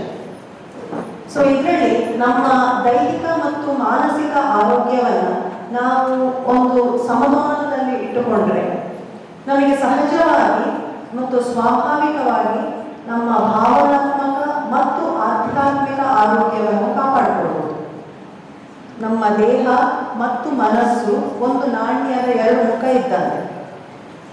ನಮ್ಮ ಮನಸ್ಸಿನಲ್ಲಿ ಯಾವುದೇ ರೀತಿಯ ಒಂದು ಪ್ರಸನ್ನತೆ ಇರ್ಬೋದು, ಅಥವಾ ಒಂದು ಸಂತೃಪ್ತಿ ಇರ್ಬೋದು, ಅಥವಾ ನೆಗೆಟಿವ್ ಆಗಿ ಒಂದು ಒತ್ತಡ, ಉದ್ವೇಗ, ಖಿನ್ನತೆ, ಇದರಿಂದಾಗಿ ನಮ್ಮ ದೇಹದಲ್ಲಿ ಪೂರಕ ಅಥವಾ ವ್ಯತಿರಿಕ್ತ ಪರಿಣಾಮಗಳನ್ನು ನಾವು ನೋಡಬಹುದು. ಮನಸ್ಸಿನಲ್ಲಿ ಉದ್ವೇಗ ಉಂಟಾದಾಗ ನಮಗೆ ಸಹಜವಾಗಿ ಗೊತ್ತಾಗ್ತದೆ, ನಮ್ಮ ಉಸಿರಾಟವು ತುಂಬ ಜಾಸ್ತಿ ಆಗ್ತದೆ, ವೇಗವಾಗಿ ಹೋಗ್ತಾ ಇರ್ತದೆ, ಮೈ ಕೈ ನಡಗಲಿಕ್ಕೆ ಶುರುವಾಗ್ತದೆ, ಮತ್ತೆ ನಮಗೆ ಒಂದು ಮಾತನಾಡಲಿಕ್ಕೆ ಏನು ಅಂತ ತೋಚುವುದಿಲ್ಲ. ಒಂಥರ ಈ ಥರದ ಸ್ಥಿತಿಯನ್ನು ನಾವು ಸಿಂಪ್ಯಾಥೆಟಿಕ್ ಆಕ್ಟಿವೇಶನ್ ಅಂತ ಹೇಳ್ತೇವೆ. ಅದರಲ್ಲಿ ನಮ್ಮ ಒತ್ತಡದಲ್ಲೂ 2 ಥರ ಇದೆ, ಯೂಸ್ಟ್ರೆಸ್, ಡಿಸ್ಟ್ರೆಸ್ ಅಂತ. ಅದನ್ನೆಲ್ಲ ನಾವೀಗ ಮಾತಾಡೋದಿಲ್ಲ. ಬಟ್ ಸ್ಟಿಲ್ ನಮಗೆ ಯಾವುದೇ ರೀತಿಯ ಒಂದು ಒತ್ತಡವನ್ನು ನಮಗೆ ಅದನ್ನು ಹೇಗೆ ನಿವಾರಿಸಬೇಕು, ಅಥವಾ ಅದನ್ನು ಹೇಗೆ ನಾವು ತಡೆಗಟ್ಟಬಹುದು, ಅಥವಾ ನಮ್ಮ ಮನಸ್ಸನ್ನು ಹೇಗೆ ಹತೋಟಿಯಲ್ಲಿಡಬಹುದು ಅಂತ ಹೇಳುವಂಥದ್ರ ಬಗ್ಗೆ ನಮಗೆ ಸುಲಭವಾಗಿ ಅಥವಾ ನಮ್ಮ ದಿನನಿತ್ಯದ ಅಭ್ಯಾಸದಲ್ಲಿ ಯೋಗ ಒಂದು ಪ್ರಮುಖ ಪಾತ್ರ ವಹಿಸ್ತದೆ. ಈಗ ಯೋಗ ಅಂತ ಹೇಳಿದ್ರೆ ಎಲ್ಲರಿಗೂ ಗೊತ್ತಿದೆ. ಯೋಗ ಅಂತ ಈಗ ಒಂದು 10 ವರ್ಷದಿಂದ ನಾವು ಇದರ ಬಗ್ಗೆ ಒಂದು ಬಹಳಷ್ಟು, ವರ್ಷಕ್ಕೆ ಒಮ್ಮೆ ಆದರೂ ತುಂಬ ಒಂದು ಪ್ರಚಾರದಲ್ಲಿ ಇರ್ತದೆ. ಜೂನ್ ತಿಂಗಳಲ್ಲಿ ಅದು ಒಂದು ಏನಾದರೂ ಒಂದು ಕ್ಯಾಂಪ್ಗಳಿರ್ಬೋದು ಯೋಗದ್ದು, ಅಥವಾ ಏನಾದರೂ ಅಭ್ಯಾಸಗಳು ಮಾಡಿಸ್ಬೋದು, ಅಥವಾ ಬರೀ ಒಂದು 21ನೇ ದಿವಸ ಅಂದರೆ ಜೂನ್ 21ಕ್ಕೆ ಯೋಗಾಭ್ಯಾಸ ಒಂದು ಶಿಬಿರ ಏನೇ ಇರ್ಬೋದು. ಸೊ ಅಟ್ಲೀಸ್ಟ್ ಒಂದು ಯೋಗ ಅಂದರೆ ಏನು ಅಂತ ಈಗ ಎಲ್ಲರಿಗೂ ಒಂದು ಗೊತ್ತಾಗಿದೆ. ಸೊ ಮನೋನಿಗ್ರಹ, ಯೋಗದಿಂದ ಮನೋನಿಗ್ರಹ ಅಂತ ಹೇಳುವಂಥದ್ರ ಬಗ್ಗೆ ಇನ್ನೂ ಸರಿಯಾಗಿ ಗೊತ್ತಿಲ್ಲದಿದ್ದರೂ ಒಂದು ಯೋಗ ಅಭ್ಯಾಸದ ಬಗ್ಗೆ ಗೊತ್ತಿದೆ ಎಲ್ಲರಿಗೂ. ಒಂದು ಆಸನ, ಫಿಸಿಕಲ್ ಪ್ರಾಕ್ಟೀಸ್ ಏನು ಮಾಡ್ತಾ ಇದ್ದೇವೆ ಅದರ ಬಗ್ಗೆ. ಸೊ ಮನೋನಿಗ್ರಹಕ್ಕೆ ಭಾರತದ ಒಂದು ಪ್ರಾಚೀನ ಗ್ರಂಥದಲ್ಲಿ, ಯೋಗ ವಾಸಿಷ್ಠ ಅಂತ ಹೇಳುವ ಪ್ರಾಚೀನ ಗ್ರಂಥದಲ್ಲಿ ಉಲ್ಲೇಖವಾದಂತೆ ಈಗಾಗಲೇ ಹೇಳಿದ್ದಾರೆ, ಮನಃ ಪ್ರಶಮನೋಪಾಯ ಯೋಗ ಇತ್ಯಭಿಧೀಯತೆ ಅಂತ. ಅಂದರೆ ಮನಸ್ಸಿನ ಶಮನ ಮಾಡಲಿಕ್ಕೆ, ಅಂದರೆ ಮನಸ್ಸಿನ ಉದ್ವೇಗವನ್ನು ಕಡಿಮೆ ಮಾಡಲಿಕ್ಕೆ, ಮನಸ್ಸನ್ನು ಶಾಂತವಾಗಿರಲಿಕ್ಕೆ ಯೋಗವು ಒಂದು ಸರಳವಾದ ಉಪಾಯವಾಗಿದೆ. ಆದಿಯಲ್ಲಿ ಋಷಿಮುನಿಗಳು ಯೋಗಗಳನ್ನು ತಮ್ಮ ವೈಯಕ್ತಿಕ ಸಾಧನೆಗಾಗಿ ಬಳಸಿಕೊಂಡ್ರೆ, ಪ್ರಸ್ತುತ ನಾವು ಅದನ್ನು ಯೋಗಾಂಗಗಳಾದ ನಮ್ಮ ಜೀವನ ಶೈಲಿ, ಆಸನ, ಪ್ರಾಣಾಯಾಮ, ಧ್ಯಾನ ಮುಂತಾದವುಗಳನ್ನು ನಮ್ಮ ಆರೋಗ್ಯವನ್ನು ಸುಧಾರಿಸಲಿಕ್ಕೆ ಬೇಕಾಗಿ ಉಪಯೋಗಿಸಬಹುದು. ಸೊ ನಮ್ಮ ಜೀವನ ಶೈಲಿಯನ್ನು ಸರಿಪಡಿಸುವುದು, ಈಗಾಗಲೇ ಹೇಳಿದ್ದಾರೆ, ಜೀವನ ಶೈಲಿಯಲ್ಲಿ ನಮ್ಮ ಆಹಾರ ವಿಹಾರ ಇರಬಹುದು, ಯಾವುದೇ ರೀತಿಯಲ್ಲಿರ್ಬೋದು. ಬಟ್ ಯೋಗದ ಮೂಲಕ ನಾವು ಜೀವನ ಶೈಲಿಯನ್ನು ಸರಿ ಮಾಡೋದು ಅಂತ ಹೇಳಿದರೆ ಅದರಲ್ಲಿ ಕೆಲವು ರೂಲ್ಸ್ ಮತ್ತು ರೆಗ್ಯುಲೇಷನ್ಸ್ ಅಂತ ಹೇಳಿದ್ದಾರೆ. ರೂಲ್ಸ್ ಮತ್ತು ರೆಗ್ಯುಲೇಷನ್ಸ್ ಅಂತ ಹೇಳಿದ್ರೆ ಒಬ್ಬ ಮನುಷ್ಯ ಒಂದು ಸಿಂಪಲ್ ಆಗಿರುವಂಥದ್ದು, ಇದೇನು ತುಂಬ ಕಷ್ಟದ್ದೇನಲ್ಲ. ನಮ್ಮ ದಿನನಿತ್ಯದ ನಮ್ಮ ವ್ಯವಹಾರ, ದಿನನಿತ್ಯದ ನಮ್ಮ ನಡವಳಿಕೆ ಹೇಗಿರಬೇಕು ಅಂತ, ಇದನ್ನು ನಮ್ಮಿಂದ ವೈಯಕ್ತಿಕವಾಗಿ ನಾವು ಮಾಡಿದರೆ ಸಾಮಾಜಿಕವಾಗಿ ಬದಲಾವಣೆಯನ್ನು ತರಬಹುದು ಎಲ್ಲರೂ. ಸೊ ನೀವು ಎಲ್ಲ ಟೀಚರ್ಸ್ ಇದ್ದೀರಾ, ಸೊ ನಿಮ್ಮ ವೈಯಕ್ತಿಕವಾಗಿ ನೀವು ಮಾಡುವಾಗ ಮಕ್ಕಳು ಕೂಡ ನಮ್ಮನ್ನು ನೋಡಿ, ಹೆಚ್ಚಾಗಿ ಹೇಳ್ತಾರೆ ಮಕ್ಕಳು ನೋಡಿ ಕಲಿತಾರೆ ಅಂತ ಹೇಳಿ. ಸೊ ನೋಡಿ ತಿಳ್ಕೊಂಡು ಅವರ ವ್ಯಕ್ತಿತ್ವದಲ್ಲಿ ಸಣ್ಣದ್ರಿಂದಲೇ ಬದಲಾವಣೆಯನ್ನು ತರಬಹುದು. ಸೊ ಇದರಲ್ಲಿ ಸಿಂಪಲ್ ಆಗಿರುವಂಥದ್ದು ಏನಂತ ಹೇಳಿದರೆ ಒಂದು 5 ರೂಲ್ಸ್, ಯಮಾಸ್ ಅಂತ ಹೇಳ್ತಾರೆ ಯೋಗದ ಪ್ರಕಾರ. ಸೊ ಇದರಲ್ಲಿ ಅಹಿಂಸೆ, ಸತ್ಯ, ಅಸ್ಥೇಯ, ಬ್ರಹ್ಮಚರ್ಯ, ಅಪರಿಗ್ರಹ. ಇದರಲ್ಲಿ ಕಷ್ಟ ಇರುವಂಥದ್ದೇನಿಲ್ಲ. ನಮ್ಮ ದಿನನಿತ್ಯದ ನಡವಳಿಕೆಯಲ್ಲಿ ನಾವು ಯಾವ ರೀತಿ ಇದನ್ನು ಮಾಡ್ಬೋದು. ಅಹಿಂಸೆ ಅಂತ ಹೇಳಿದರೆ ಯಾರಿಗೂ ಹಿಂಸೆ ಕೊಡಬಾರ್ದು ಅಂತ ಹೇಳುವಂಥ, ಅದು ದೈಹಿಕ ಇರ್ಬೋದು, ಹೊಡೆಯುವ ರೀತಿಯಲ್ಲಿ, ಅಥವಾ ವಾಚಿಕ ಇರ್ಬೋದು, ಮಾತನಾಡೋದ್ರಲ್ಲಿ ಜೋರು ಮಾಡದೆ. ಈಗ ಹೇಳ್ತಾರೆ ಮಕ್ಕಳಿಗೆ ಜೋರು ಮಾಡಬಾರದು ಅಂತ. ಸೊ ಮಕ್ಕಳಿಗೆ ಜೋರು ಮಾಡಿದ್ರೆ ಒಳ್ಳೆಯ ರೀತಿಯಲ್ಲಿ ಹೇಳುವ ರೀತಿಯಲ್ಲಿ, ಅಥವಾ ಮಾನಸಿಕವಾಗಿ ಮನಸ್ಸಿನಲ್ಲೂ ಕೂಡ ನಾವು ಯಾವುದರ ಬಗ್ಗೆಯೂ ಕೆಟ್ಟ ವಿಚಾರಗಳನ್ನು ಮಾಡದೆ ಒಂದು ಸಿಂಪಲ್ ಆಗಿರುವಂಥ. ಸೊ ಇದು ಅಹಿಂಸೆ. ಅದೇ ರೀತಿ ಸತ್ಯ ಅಂದರೆ ಯಾವಾಗಲೂ ನಾವು ನಿಜವಾದ್ದನ್ನೇ ನಾವು ಕೇಳಿಕೊಂಡೇ ಬಂದಿರ್ತೇವೆ ಅಲ್ವಾ. ಸತ್ಯಮೇವ ಜಯತೆ ಅಂತ ನಮ್ಮ ಉಪನಿಷದಲ್ಲಿ ಹೇಳಿದ್ದಾರೆ. ಸೊ ಸತ್ಯವನ್ನೇ ನುಡಿಬೇಕು ಅಂತ ಹೇಳಿ. ಸೊ ಇದನ್ನು ಪಾಲಿಸೋದ್ರಿಂದ, ಸೊ ಅದೇ ರೀತಿ ಬೇರೆಯವರ ವಸ್ತುಗಳನ್ನು ತೆಗೆದುಕೊಳ್ಳದೆ, ಅಂದರೆ ಅತಿಯಾಗಿ ನಾವು ಗ್ರೀಡ್ ಅಂತ ಹೇಳ್ತೇವೆ, ಅತಿಯಾದ ಆಸೆ ಇರಬಾರದು. ಸೊ ಅತಿ ಆಸೆ ಗತಿಗೇಡು ಅಂತ ಗೊತ್ತಿದೆ ಎಲ್ಲರಿಗೂ. ಸೊ ಇದನ್ನೆಲ್ಲ ಸಿಂಪಲ್ ವಿಷಯಗಳನ್ನು ನಾವು ಒಂದು ನಮ್ಮ ದಿನನಿತ್ಯದಲ್ಲಿ ಅಭ್ಯಾಸ ಮಾಡುವಂಥದ್ದು. ಸೊ ಇದು ಜೀವನ ಶೈಲಿಯಲ್ಲಿ ನಮಗೆ ಗೊತ್ತಿಲ್ಲದೆ, ಇದನ್ನು ನಾವು ಪ್ರಾಕ್ಟೀಸ್ ಮಾಡಿದಾಗ ನಮಗೆ ಗೊತ್ತಿಲ್ಲದೆ ಜೀವನ ಶೈಲಿಯಲ್ಲಿ ಬಹಳಷ್ಟು ಬದಲಾವಣೆ ಬರ್ತದೆ. ಅದೇ ರೀತಿ ನಿಯಮಗಳು, ರೆಗ್ಯುಲೇಷನ್ಸ್ ಇದೆ, ಡಿಸಿಪ್ಲಿನ್ಸ್, ಅದಂದರೆ ಶೌಚ, ಸಂತೋಷ, ತಪಸ್ವಾಧ್ಯಾಯ, ಈಶ್ವರ ಪ್ರಣಿಧಾನ. ಇದನ್ನು ನಾವು ಮಾಡುವಂಥದ್ದು. ಅದಕ್ಕೆ ಹೆಸರು ಮಾತ್ರ ದೊಡ್ಡ ದೊಡ್ಡದು ನಿಮಗೆ ಅನಿಸ್ಬೋದು, ಆದರೆ ಶೌಚ ಎಲ್ಲರೂ ಕ್ಲೆನ್ಲಿನೆಸ್ ಫಾಲೋ ಮಾಡ್ತೇವೆ ನಾವು ಅಲ್ವಾ. ಸೊ ಅದರಲ್ಲಿ ದೈಹಿಕ ಮತ್ತು ಮಾನಸಿಕ, ದೈಹಿಕ ನಮಗೆ ಗೊತ್ತೇ ಇದೆ, ದಿವಸಕ್ಕೆ ಒಂದಷ್ಟು ಸಲ ಕೈಕಾಲು ತೊಳಿದ್ದೇವೆ. ಕೊರೋನಾದ ಟೈಮಲ್ಲಿ ಅಂತೂ ತುಂಬ ಇತ್ತು. ಸೊ ಶೌಚಕ್ಕೆ ಆಗ ಒಂದು ಮಹತ್ವ ಬಂದಿತ್ತು, ದೈಹಿಕ ಶೌಚಕ್ಕೆ. ಅದೇ ರೀತಿ ಸ್ನಾನ ಇತ್ಯಾದಿ. ಸೊ ಅದು ದೈಹಿಕ. ಮಾನಸಿಕ ಶೌಚ ಅಂದರೆ ಮನಸ್ಸನ್ನು ಕ್ಲೀನ್ ಮಾಡಿಕೊಳ್ಳುವಂಥದ್ದು. ಎಂಥದ್ದು ಮನಸ್ಸನ್ನು ಕ್ಲೀನ್ ಮಾಡೋದು ಹೇಗೆ? ನೆಗೆಟಿವ್ ವಿಷಯಗಳನ್ನ, ಮನಸ್ಸಲ್ಲಿ ಬರುವಂಥ ನಮಗೆ ಕೆಲವು ಹೆದರಿಕೆ, ಭಯ ಎಂಥದ್ದೇ ಇರಬಹುದು. ಸೊ ನೆಗೆಟಿವ್ ವಿಷಯಗಳನ್ನು ಆದಷ್ಟು ನಮಗೆ ಗೊತ್ತಿದ್ದು ನಾವು ಕಡಿಮೆ ಮಾಡಿಕೊಳ್ಬೇಕು. ಗೊತ್ತಿದ್ದು ಕಡಿಮೆ ಮಾಡಿಕೊಳ್ಳೋದು ನಮಗೆ ಗೊತ್ತಿದೆ, ನಾವು ಕೆಟ್ಟ ಯೋಚನೆ ಮಾಡ್ತಾ ಇದ್ದೇವೆ ಅಂತ, ಅದನ್ನು ತಡೆ ಹಿಡಿಯುವಂಥದ್ದು. ಯಾಕಂದರೆ ಯಾವುದು ನಾವು ಎಣಿಸಿದ ಹಾಗೆ ಆಗಬಹುದು, ಆಗದೇ ಇರಬಹುದು. ಅದರ ಬಗ್ಗೆ ನಾವು ತಲೆ ಕೆಡಿಸಿಕೊಂಡು ಏನೂ ಆಗುವಂಥದ್ದಿಲ್ಲ. ಸೊ ಹಾಗಾಗಿ ಮಾನಸಿಕ ಶೌಚ. ಸೊ ಯೋಗದಲ್ಲಿ ಮನಸ್ಸಿಗೆ ಜಾಸ್ತಿ ನಾವು ಇಂಪಾರ್ಟೆನ್ಸ್ ಕೊಡುವ ಕಾರಣ, ದೈಹಿಕವೂ ಇದೆ ಆದರೆ ಮನಸ್ಸಿಗೆ ಜಾಸ್ತಿ ಇಂಪಾರ್ಟೆನ್ಸ್ ಕೊಡುವ ಕಾರಣ ಅದರ ಲೆವೆಲ್ನಲ್ಲಿ ನಾವು ಮಾಡಬೇಕಾಗ್ತದೆ. ಸೊ ಅದು ಶೌಚ. ಸಂತೋಷದಿಂದಿರುವಂಥದ್ದು. ಸಂತೋಷದಿಂದ ಯಾವಾಗ ಇರ್ತೇವೆ? ನಮಗೆ ಹೆಚ್ಚು ಅಂದರೆ ಅದು ಸ್ಯಾಟಿಸ್ಫ್ಯಾಕ್ಷನ್ ಹೇಳ್ತೇವೆ ನಾವು. ಸೊ ನಮಗೆ ಯಾವಾಗ ಅತಿ ಆಸೆ ಇರುವುದಿಲ್ವೋ ಆಗ ಸಂತೋಷದಿಂದ ಇರ್ತೇವೆ. ಎಂತ ಉಂಟು ಅದರಲ್ಲಿ ಖುಷಿಯಾಗಿರ್ತೇವೆ. ಆ ಖುಷಿಯಿಂದ ನಮ್ಮ ದೇಹದಲ್ಲಿ ಆಗುವ ಬದಲಾವಣೆಗಳು ಪಾಸಿಟಿವ್ ಆಗಿರ್ತದೆ. ಪಾಸಿಟಿವ್ ಆಗಿ ಅಂದರೆ ಒಂದು ಆರೋಗ್ಯ ಸದೃಢವಾಗಿರ್ತದೆ. ಅದೇ ಸಂತೋಷ ಇಲ್ಲದೆ ಇದ್ದರೆ ನಮ್ಮ ದೇಹದಲ್ಲಿ ಎಷ್ಟೊಂದು ಒಂಥರ ಇರಿಟೇಷನ್, ನಮಗೆ ಅದು ಬೇಕು ಇದು ಬೇಕು ಒಂಥರ, ಅದು ಮನಸ್ಸಲ್ಲಿ ಇರ್ಬೋದು ಉತ್ಪತ್ತಿ ಆಗುವುದು ನಮಗೆ ಆಸೆಗಳು, ಬಟ್ ದೇಹದಲ್ಲಿ ಇರಿಟೇಷನ್ ಕಾಣ್ತದೆ. ಸೊ ಹಾಗೆ ಸಂತೋಷ. ತಪಸ್ ಅಂದರೆ ಏನು ಕೂತ್ಕೊಂಡು ಇದು ಮಾಡುವಂಥದ್ದಲ್ಲ. ತಪಸ್ ಅಂತ ಹೇಳಿದ್ರೆ ನಾನು ಮಾಡಬೇಕಂದ್ರೆ ಮಾಡಬೇಕು, ಆ ಗೋಲ್ ಓರಿಯೆಂಟೆಡ್, ಅದನ್ನು ಮುಗಿಸ್ಬೇಕು ಅಂತ ಹೇಳಿದ್ರೆ ಮುಗಿಸಿಬಿಡಬೇಕು. ಸ್ವಾಧ್ಯಾಯ, ಅದಕ್ಕೆ ನಾವು ಯಾವಾಗಲೂ ಸ್ವಾಧ್ಯಾಯ ಅಂತ ಹೇಳಿದ್ರೆ ಸೆಲ್ಫ್ ಸ್ಟಡಿ ಅಂತ ಹೇಳ್ತೇವೆ. ನಮ್ಮನ್ನು ನಾವು ಆತ್ಮಾವಲೋಕನ ಮಾಡಿಕೊಳ್ಳೋದು, ಅದು ಯಾವಾಗಲೂ ಇಂಪಾರ್ಟೆಂಟ್. ದಿವಸದಲ್ಲಿ ನಾವು 5 ನಿಮಿಷ ಕೂತು ಡೈಲಿ ನಾವು ಇವತ್ತು ಇಂಟ್ರೋಸ್ಪೆಕ್ಟ್ ಹೇಳ್ತೇವೆ, ನಾವಿವತ್ತು ಮಾಡಿದ್ದು ಸರಿನಾ ಅಥವಾ ನಾವು ಏನು ತಪ್ಪು ಮಾಡಿದ್ದೇವೆ ಅದನ್ನು ನಮಗೆ ಗಮನ ತಗೊಂಡು ಅದನ್ನು ನಾಳೆಗೆ ನಾವು ಅದನ್ನು ಸರಿಪಡಿಸುವಂಥದ್ದು, ಅದು ಸ್ವಾಧ್ಯಾಯ ಹೇಳ್ತೇವೆ. ಈಶ್ವರ ಪ್ರಣಿಧಾನ ಎಲ್ಲರೂ ಮಾಡ್ತಾರೆ, ದೇವರಿಗೆ ನಮಸ್ಕಾರ ಮಾಡೋದು ಅಂದರೆ ನಮ್ಮಿಂದ ಸುಪೀರಿಯರ್ ಶಕ್ತಿ ಮೇಲೆ ನಾವು ನಂಬಿಕೆ ಇಡ್ತಾ ಇದ್ದೇವೆ. ಸೊ ಆ ನಂಬಿಕೆಗೆ ನಾವು ಅಥವಾ ಆ ಇದಕ್ಕೆ ಶಕ್ತಿಗೆ ನಾವು ತಲೆಬಾಗುವಂಥದ್ದು. ಸೊ ಇದನ್ನು ಸಿಂಪಲ್ ಆಗಿ ಜೀವನ ಶೈಲಿಯ ಬದಲಾವಣೆ ಯೋಗದ ಪ್ರಕಾರ. ಸೊ ಸಿಂಪಲ್ ಆಗಿರುವ ಸ್ಟೆಪ್ಸ್ ನಮ್ಮ ದಿನನಿತ್ಯದ ವ್ಯವಹಾರಗಳಲ್ಲಿ, ದಿನನಿತ್ಯದ ಕೆಲಸ ಕಾರ್ಯಗಳಲ್ಲಿ ಇದನ್ನು ನಮ್ಮ ಸ್ವಂತಕ್ಕೆ ನಾವು ಮಾಡುವಂಥದ್ದು. ಅದರ ಜೊತೆಗೆ ಆಸನ ಅಂದರೆ ಎಲ್ರಿಗೂ ಗೊತ್ತಿದೆ. ಯೋಗ ಸೂತ್ರದಲ್ಲಿ ಹೇಳಿದ ಪ್ರಕಾರ ಸ್ಥಿರಂ ಸುಖಂ ಆಸನ ಅಂತ. ಯಾವುದೇ ದೇಹ ವಿನ್ಯಾಸ ನಮಗೆ ಸುಖ ಮತ್ತು ಸ್ಥಿರತೆ ಕೊಡ್ತದೋ, ಅಂದರೆ ಸ್ಟೆಬಿಲಿಟಿ, ಸ್ಥಿರತೆ ಕೊಡ್ತದೋ ಅದು ಆಸನ ಅಂತ. ಸೊ ಅದರಿಂದಾಗಿ ನಿಮಗೆ ಬಹಳಷ್ಟು ದೈಹಿಕವಾಗಿ ಮತ್ತು ಮಾನಸಿಕವಾಗಿ ತುಂಬ ಬ್ಯಾಲೆನ್ಸ್ ಬರ್ತದೆ, ಸ್ಟೆಬಿಲಿಟಿ, ಸ್ಥಿರತೆ. ನಾವು ಸಮತೋಲನವನ್ನೇ ಮಾತಾಡೋದು, ಯಾಕಂತ ಹೇಳಿದ್ರೆ ಯೋಗದಿಂದ ಸಮತೋಲನವೇ ಬರ್ತದೆ ತುಂಬ. ಸೊ ಸಮತೋಲನದಿಂದ ನಮಗೆ ಆ ಬ್ಯಾಲೆನ್ಸ್ ಸ್ಟೇಟಿಂದ ನಮ್ಮ ವ್ಯವಹಾರಗಳನ್ನು ತುಂಬ ಶಾಂತವಾಗಿ ಸರಿಯಾಗಿ ನಿಭಾಯಿಸಲಿಕ್ಕೆ ಆಗ್ತದೆ. ಸೊ ಆಸನದಲ್ಲಿ ನಾವು ನೀವೀಗ ನೋಡ್ಬೋದು, ಸುಮಾರಷ್ಟು ಜನ ಶೀರ್ಷಾಸನ ಮಾಡ್ತಾರೆ, ಬೇರೆ ಬೇರೆ ರೀತಿಯ ಆಸನ ಮಾಡ್ತಾರೆ, ನಮಗೆ ಆಗುವುದಿಲ್ಲಲ್ಲ ಅಂಥದ್ದಿಲ್ಲ.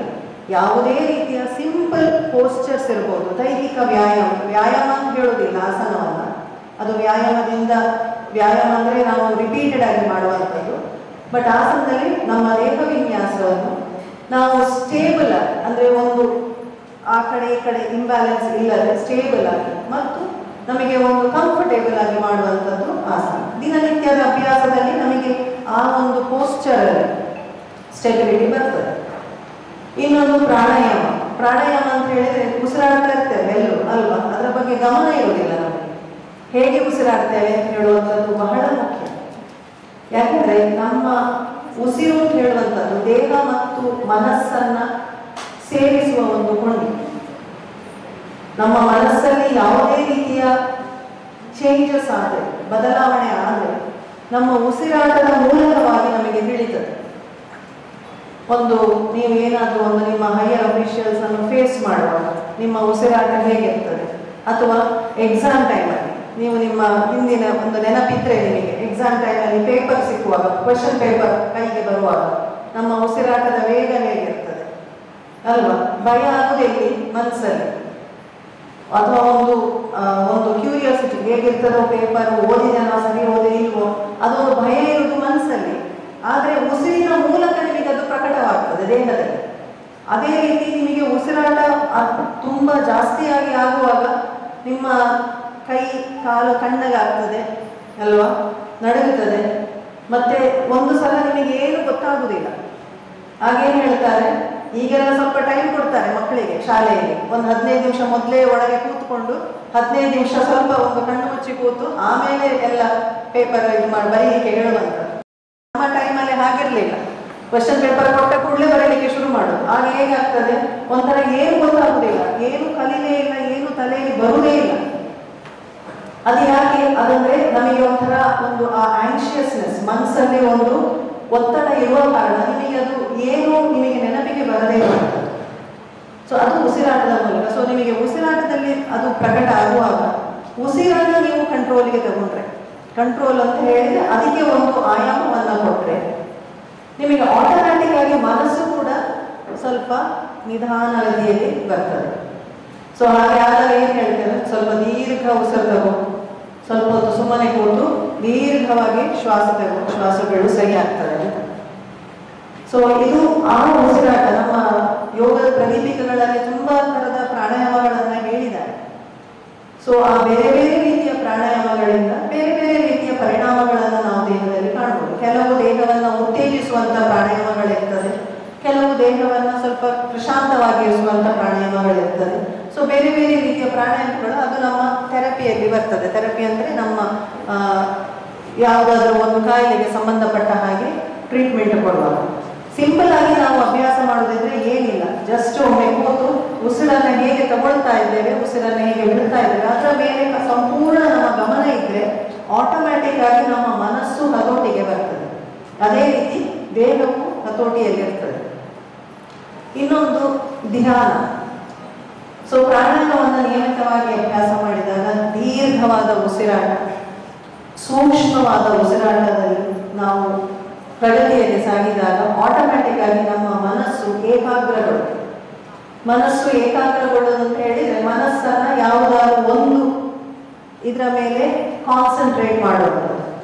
ಮನಸ್ಸಿನ ಏಕಾಗ್ರತೆಯಿಂದ ಮನಸ್ಸಿನ ಶಕ್ತಿ ಜಾಸ್ತಿ ಆಗ್ತದೆ. ಸೊ ಮನಸ್ಸಿನ ಏಕಾಗ್ರತೆ ತುಂಬಾ ಮುಖ್ಯ. ಯಾರಿಗೇ ಇರಲಿ, ನಾವು ಒಂದು ಕೆಲಸ ಮಾಡುವಾಗ ಏಕಾಗ್ರತೆ ಬೇಕು, ಇಲ್ಲ ಅಂತಿದ್ರೆ ಅದು ಸರಿಯಾಗಲ್ಲ. ಸಿಂಪಲ್ ಒಂದು ಅಡಿಗೆ ಕೆಲಸವೂ ಇರ್ಬೋದು ಅಥವಾ ಪಾಠ ಮಾಡೋದು ಇರ್ಬೋದು, ಏನೇ ಇರಲಿ, ನಮಗೆ ಆ ಏಕಾಗ್ರತೆ ಇಲ್ಲದೆ ಇದ್ರೆ ಅದು ಯಾವುದು ಸರಿಯಾಗುವುದು. ಸೊ ಮನಸ್ಸಿನ ಏಕಾಗ್ರತೆಯನ್ನು ಜಾಸ್ತಿ ಮಾಡಲಿಕ್ಕೆ ಉಸಿರಿನ ಮೇಲೆ ಧ್ಯಾನ ಇಟ್ಕೊಂಡು ಅಥವಾ ಉಸಿರಿನ ಮೇಲೆ ನಮ್ಮ ಗಮನವನ್ನು ಕೇಂದ್ರೀಕರಿಸಿಕೊಂಡು ನಂತರ ನಿಧಾನವಾಗಿ ನಾವು ಧ್ಯಾನವನ್ನು ಅಭ್ಯಾಸ ಮಾಡಬಹುದು. ಧ್ಯಾನ ಅಂತ ಹೇಳಿದ್ರೆ ಏನಿಲ್ಲ, ಒಂದು ವಿಷಯದ ಬಗ್ಗೆ ನಾವು ಯೋಚನೆಯನ್ನು ಮಾಡಬಹುದು. ಅದು ಯಾವುದೇ ಪಾಸಿಟಿವ್ ಥಾಟ್ ಇರ್ಬೋದು, ಅದರ ಮೇಲೆ ಅದು ನಿಮಗೆ ಓಂಕಾರ ಇರ್ಬೋದು, ಅಥವಾ ನಿಮ್ಮ ಯಾವುದೇ ರೀತಿಯ ಆಸ್ಪೀಷಿಯಸ್ ಸೈನ್ ಇರ್ಬೋದು, ಚಂದ್ರ ಇರ್ಬೋದು, ಅಥವಾ ನಿಮ್ಮ ಇಷ್ಟ ದೇವರು ಇರ್ಬೋದು, ಅದನ್ನು ಒಂದು ನೋಡಿಕೊಂಡು ಅದರಲ್ಲೊಂದು ಧ್ಯಾನ ಮಾಡುವುದು. ಹೊರಗಡೆಯಿಂದ ಬಹಿರಂಗವಾಗಿ ಮಾಡಬಹುದು ಅಂತಾರ, ನಿಧಾನವಾಗಿ ನಿಮಗೆ ಅದು ಯಾವಾಗ ನಿಮ್ಮ ಮನಸ್ಸಲ್ಲಿ ಕೂತ್ಕೊಳ್ತದೋ ಅದು ಕಣ್ಣು ಮುಚ್ಚಿ ಮಾಡುವುದು. ಸೊ ಈ ಥರ ಧ್ಯಾನ ಮಾಡೋದ್ರಿಂದ ನಮ್ಮ ಮನಸ್ಸಿನ ಶಕ್ತಿ ಜಾಸ್ತಿ ಆಗ್ತದೆ.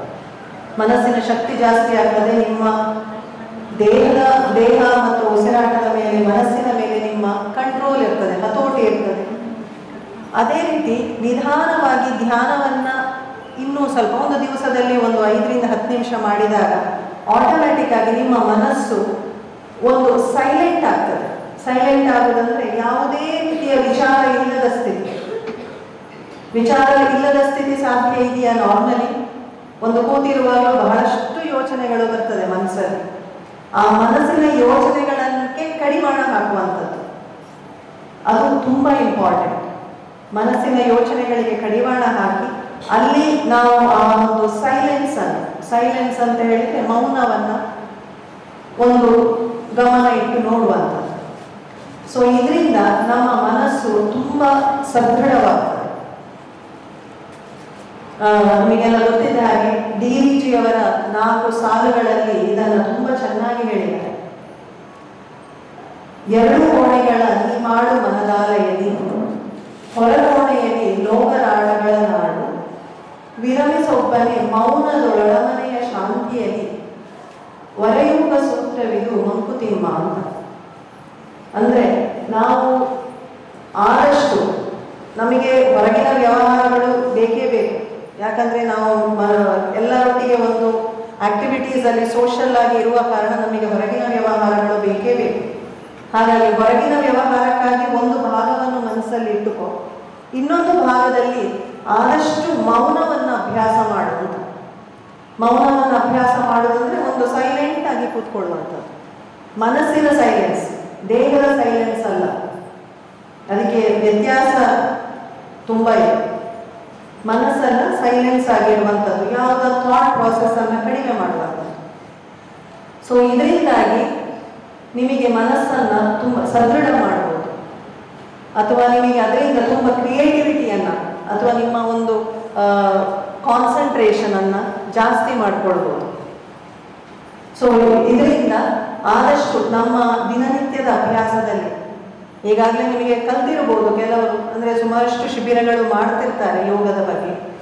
ಈಗ ಇಲ್ಲಿಯೂ ಕಲಿತೀರ ನೀವು ಸ್ವಲ್ಪ, ಒಂದು ಆಸನ, ಪ್ರಾಣಾಯಾಮ, ಒಂದು ಸ್ವಲ್ಪ ಮಟ್ಟಿಗೆ ಧ್ಯಾನ, ಅಥವಾ ನಮ್ಮ ಜೀವನ ಶೈಲಿ, ನಾನು ಹೇಳಿದಾಗ ಶುರುವಿನ ಕೆಲವು ನಿಯಮಗಳನ್ನು, ಇದನ್ನು ನಾವು ದಿನನಿತ್ಯ ನಮ್ಮ ಅಭ್ಯಾಸದಲ್ಲಿ ದಿನಕ್ಕೆ ಒಂದು ರೆಗ್ಯುಲರ್ ಆಗಿ ನಮ್ಮ ಲೈಫ್ ಸ್ಟೈಲಲ್ಲಿ, ಜೀವನ ಶೈಲಿಯಲ್ಲಿ ಒಂದು ನಾವು ಚೇಂಜಸ್ ಮಾಡಿಕೊಂಡಾಗ ಅದು ನಮ್ಮ ಮನಸ್ಸು ಮತ್ತು ದೈಹಿಕ ಆರೋಗ್ಯದ ಮೇಲೆ ಬಹಳಷ್ಟು ಪಾಸಿಟಿವ್ ಎಫೆಕ್ಟನ್ನು ಕೊಡ್ತದೆ ಅಥವಾ ಪೂರಕವಾದ ಪರಿಣಾಮವನ್ನು ತರ್ತದೆ. ಸೊ ಎಲ್ಲರಿಗೂ ಶುಭವಾಗಲಿ. ಸರ್ವೇ ಜನ ಸುಖಿನೋ ಭವಂತು. ಧನ್ಯವಾದಗಳು. ಧನ್ಯವಾದಗಳು. ಈಗ ಕಾರ್ಯಕ್ರಮದ ಗೌರವಾನ್ವಿತ ಅತಿಥಿಗಳಾದ ಶ್ರೀಮತಿ ರೇಣುಕಾ ಅವರು ಮಹಿಳಾ ಮತ್ತು ಮಕ್ಕಳ ಅಭಿವೃದ್ಧಿ ಇಲಾಖೆ ಬಂಟ್ವಾಳದಲ್ಲಿ ಸುಮಾರು 10 ವರ್ಷಗಳ ಕಾಲ ಮೇಲ್ವಿಚಾರಕರಾಗಿ ಸೇವೆ ಸಲ್ಲಿಸಿದ್ದಾರೆ. ಈಗ ಸುಮಾರು 11 ವರ್ಷಗಳಿಂದ ಮಹಿಳಾ ಮತ್ತು ಮಕ್ಕಳ ಅಭಿವೃದ್ಧಿ ಇಲಾಖೆ ಎಲ್ಲರಿಗೂ ನಮಸ್ತೆ. ವೇದಿಕೆಯಲ್ಲಿರುವಂತಹ ಎಲ್ಲ ಗೌರವಾನ್ವಿತ ವೈದ್ಯಕೀಯ ತಂಡದ ಗೌರವಾನ್ವಿತ ಅತಿಥಿಗಳೇ, ಅದೇ ರೀತಿ ನಮ್ಮ ಎಲ್ಲ ಸಿಬ್ಬಂದಿ ವರ್ಗದವರೇ, ಹಾಗೆ ಮುಂದಿರುವಂತಹ ನಮ್ಮ ಎನ್ನಪ್ಪಯ ತಂಡದ ಎಲ್ಲ ಸಿಬ್ಬಂದಿ ವರ್ಗದವರೇ, ಮುಖ್ಯವಾಗಿ ರಜಕ್ ಸರ್ ಅವರೇ, ಇವತ್ತು ನಾವು ಇಲ್ಲಿ ತನಕ ಬರಬೇಕು ಅಂತ ಹೇಳಿದ್ರೆ ಒಂದು ಮೂಲೆ ಇಟ್ಲ ಅಂತ ಹೇಳಿದ್ರೆ ನಮ್ಮ ಬಂಟ್ವಾಳ ತಾಲೂಕಿನ ಮಂಗಳೂರು ತಾಲೂಕಿನ ಸಹ ಎಂಡ್ ವಾರ್ಡ್ ಇಟ್ಲ ಕನ್ಯಾ, ನೀವೇನೋ ನೋಡಿರ್ಬೋದು ಪೇಪರ್ ಬಂದಿದ್ದು ಭೂಕಂಪನ ಅಂತ. ಆ ಒಂದು ಪ್ರದೇಶದಿಂದ ಸಹ ನಮ್ಮಲ್ಲಿ ಇಲ್ಲಿ ಬಂದಿದ್ದಾರೆ.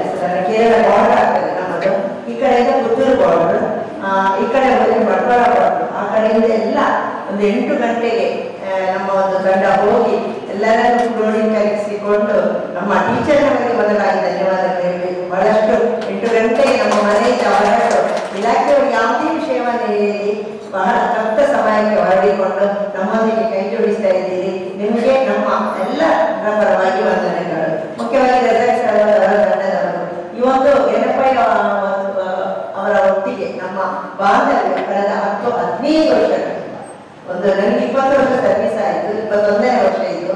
ಆದರೆ ಕಳೆದ 15 ವರ್ಷಗಳಿಂದ ನಾವೊಂದು ಒಂದೇ ಮನೆಯ ಕುಟುಂಬದ ಒಂದು ತಾಯಿ ಮಗಳ ಸಂಬಂಧ ಹೇಗಿದ್ದೇವೆ ಆ ರೀತಿಯ ಮಾಧ್ಯಮದಲ್ಲಿ ನಾವಿದ್ದೇವೆ. ಹಾಗೆ ರಜಕ್ ಸರ್ ಅವರು ನಮ್ಮ ಒಂದು ಎಲ್ಲ ಟೀಚರ್ನವರಿಗೆ ಆರೋಗ್ಯದ ಬಗ್ಗೆ ಮಾಹಿತಿ ನಾವು ದಿನದಿಂದ ದಿನಕ್ಕೆ ಉತ್ತಮವಾಗಬೇಕು ಅಂತ ಹೇಳುವಂತ ದೃಷ್ಟಿಯಿಂದ ನಮ್ಮ ಮಕ್ಕಳಿಗೆ ಮತ್ತು ನಮ್ಮ ಏರಿಯಾಕ್ಕೆ ಸಹ ಬಂದು ಯಾವ ರೀತಿ ಅವರ ಗೈಡ್ಲೈನ್ಸ್ ನಮಗೆ ಸಜೆಷನ್ಸ್ ಕೊಡ್ತಾ ಇದ್ದಾರೆ. ಹಾಗೆ ಇವತ್ತು ನಾವು ಇಲ್ಲಿಗೆ ಬಂದು ಒಂದು ಈಗಾಗಲೇ ನಾವು ಈ ಒಂದು ಕಾರ್ಯಕ್ರಮ ಮಾಡೋದೇ ಮಾನಸಿಕ ಆರೋಗ್ಯಕ್ಕಾಗಿ.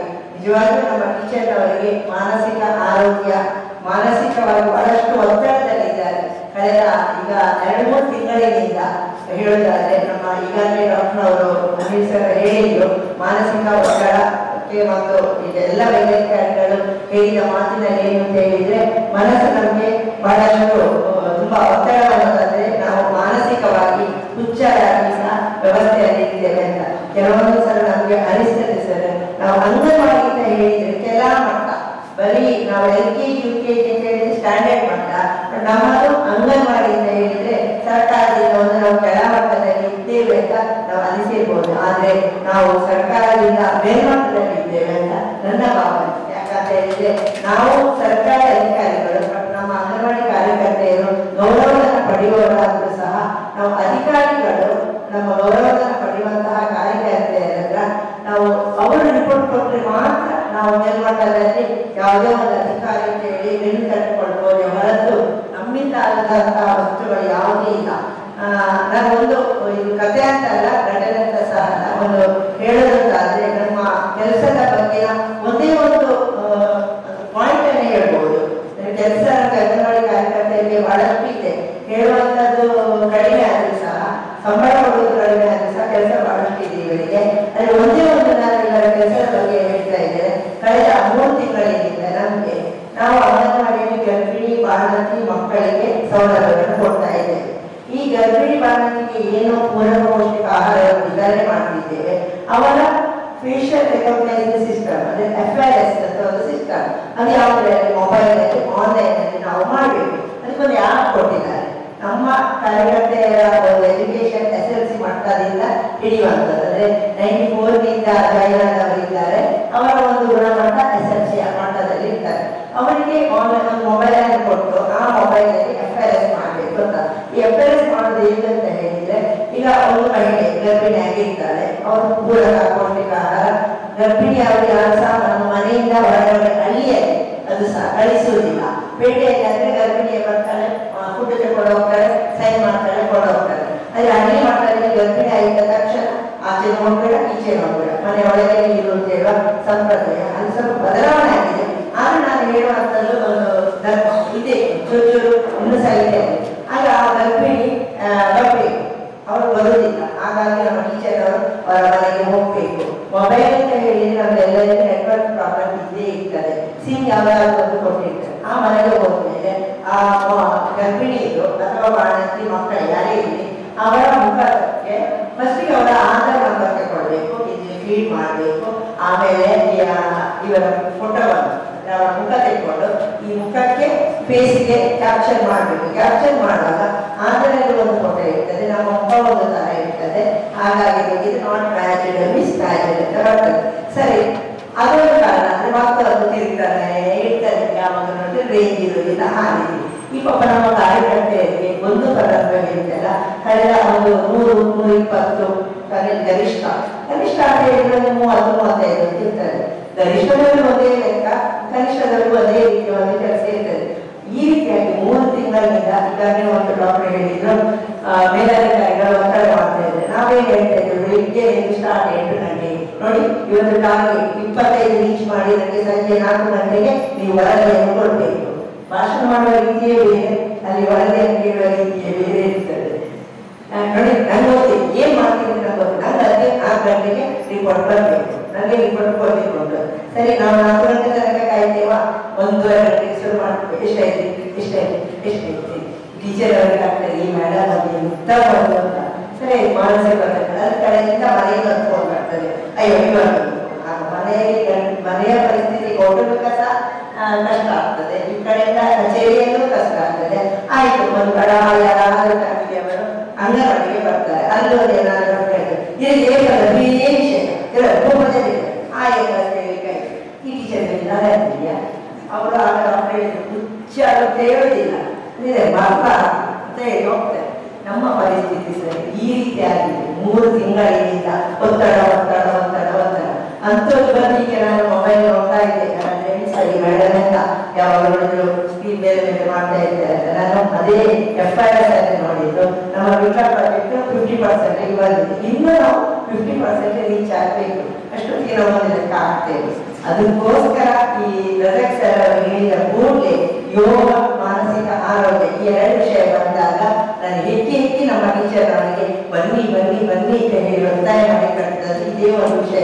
ಯಾಕೆ ಹೇಳಿದ್ರೆ ನಾವು ಎಲ್ಲ ರೀತಿಯ ಒತ್ತಡವನ್ನು ಅನುಭವಿಸಿದ್ದೇವೆ. ಈ ಒಂದು ವಿಷಯಕ್ಕೆಲ್ಲ ಇವತ್ತು ಒಂದು ದಿವಸ ನಾವು FRS ಕಡೆಗೆ ಕಣ್ಣು ಮುಚ್ಚಿಕೊಂಡು ಇದ್ದುಕೊಂಡು 10ರಿಂದ 4 ಗಂಟೆ ಕೆಲವು 25% ನಮ್ಮಲ್ಲಿ ಇದ್ದೇವೆ, ಇಲ್ಲಿ ವರ್ಕ್ ಮಾಡ್ತಾ ಇದ್ದೇವೆ.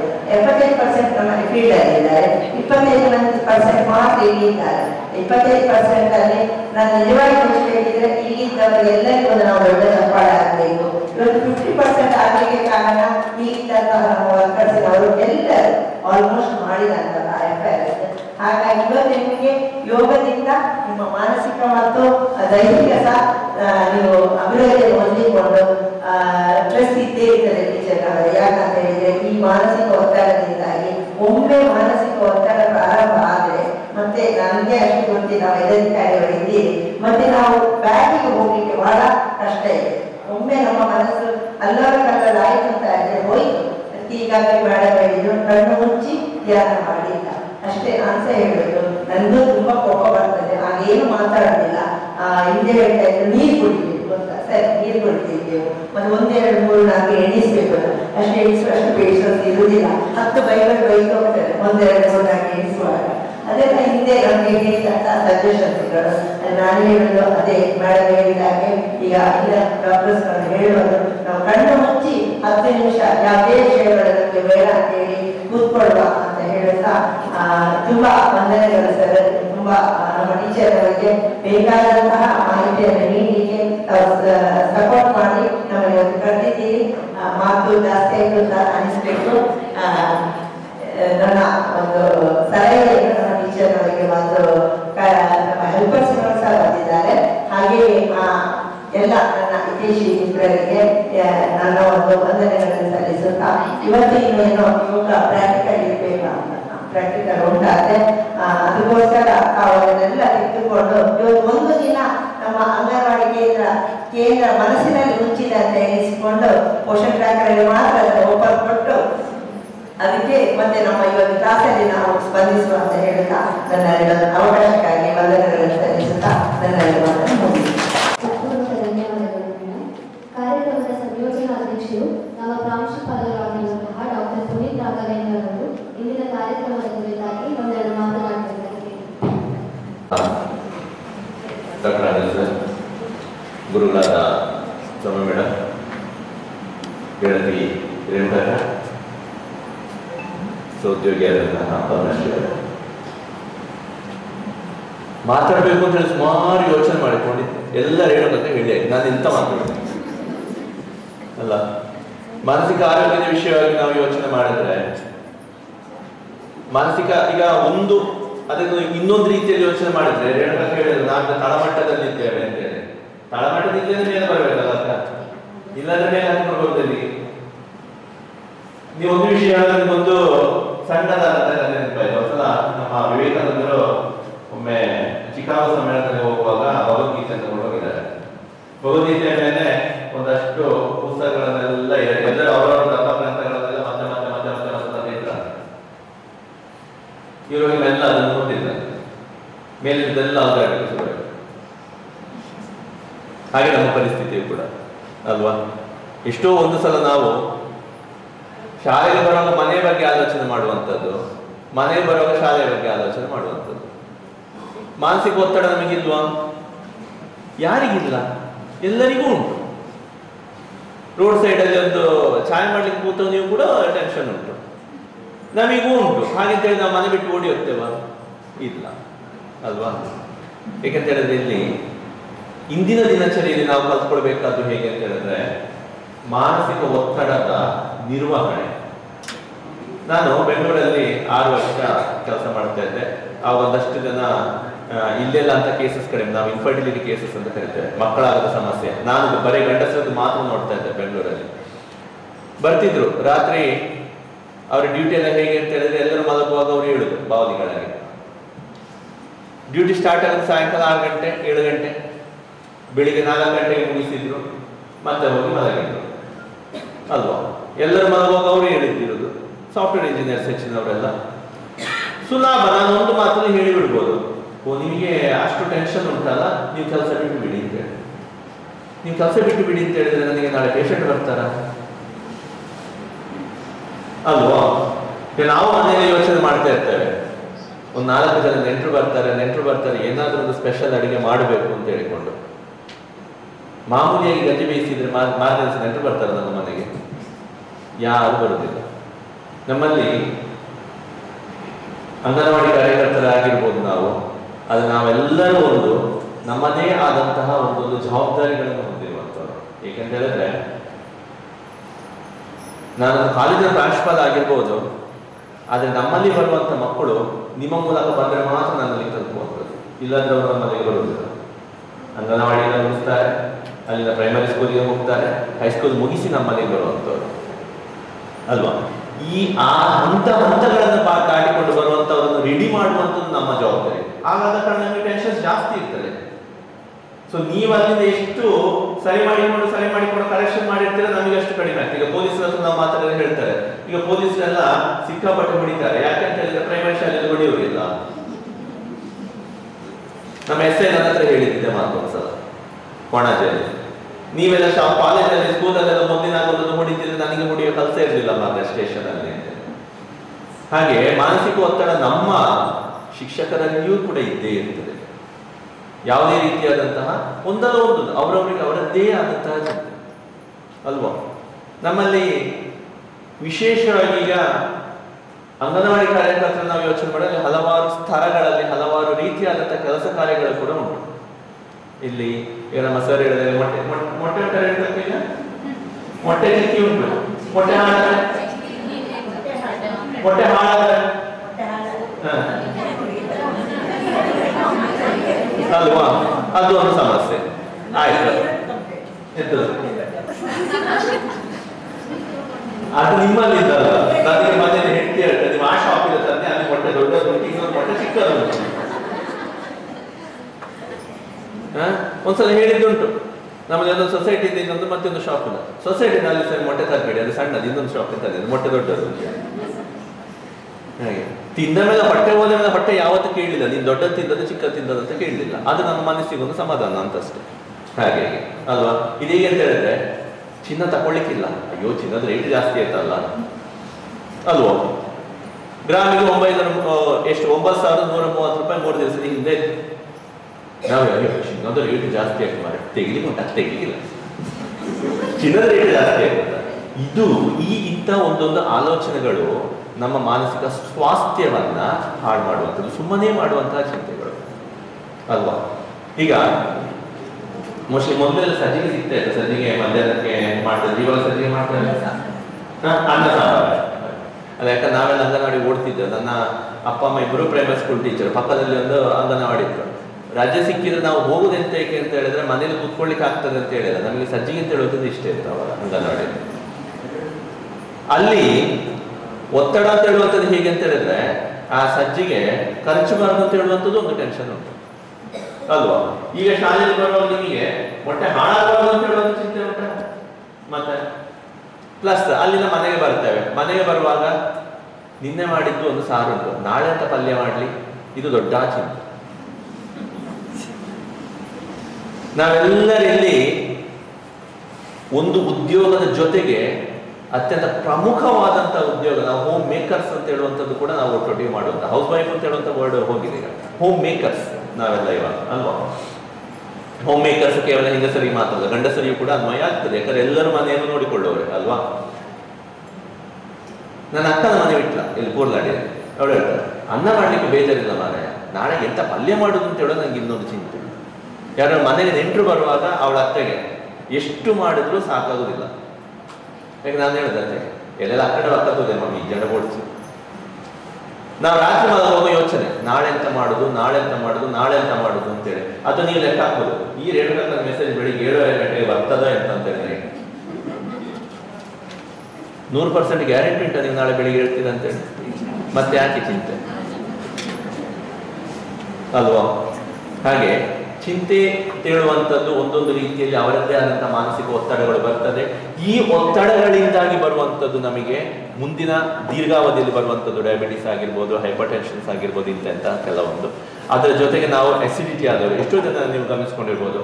ಈಗ ನಾವು ಈಗ ಗಣತಿಗಳು ಬೇಕಷ್ಟುಂಟು. ಜನಗಣತಿಯೊಟ್ಟಿಗೆ ಧನಗಣತಿ, ಜಾನುವಾರು ಗಣತಿ, ಎಲ್ಲ ಗಣತಿಗಳು ಬರ್ತದೆ ಅಲ್ವಾ?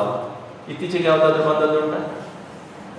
ಯಾವುದಿಲ್ಲ. ನಾವೆಲ್ಲ ಕಾನೇಶ್ವರಿ ಮೊದಲು ಹೋಗ್ತಿದ್ದೆವು ಅಮ್ಮನವರೊಟ್ಟಿಗೆ.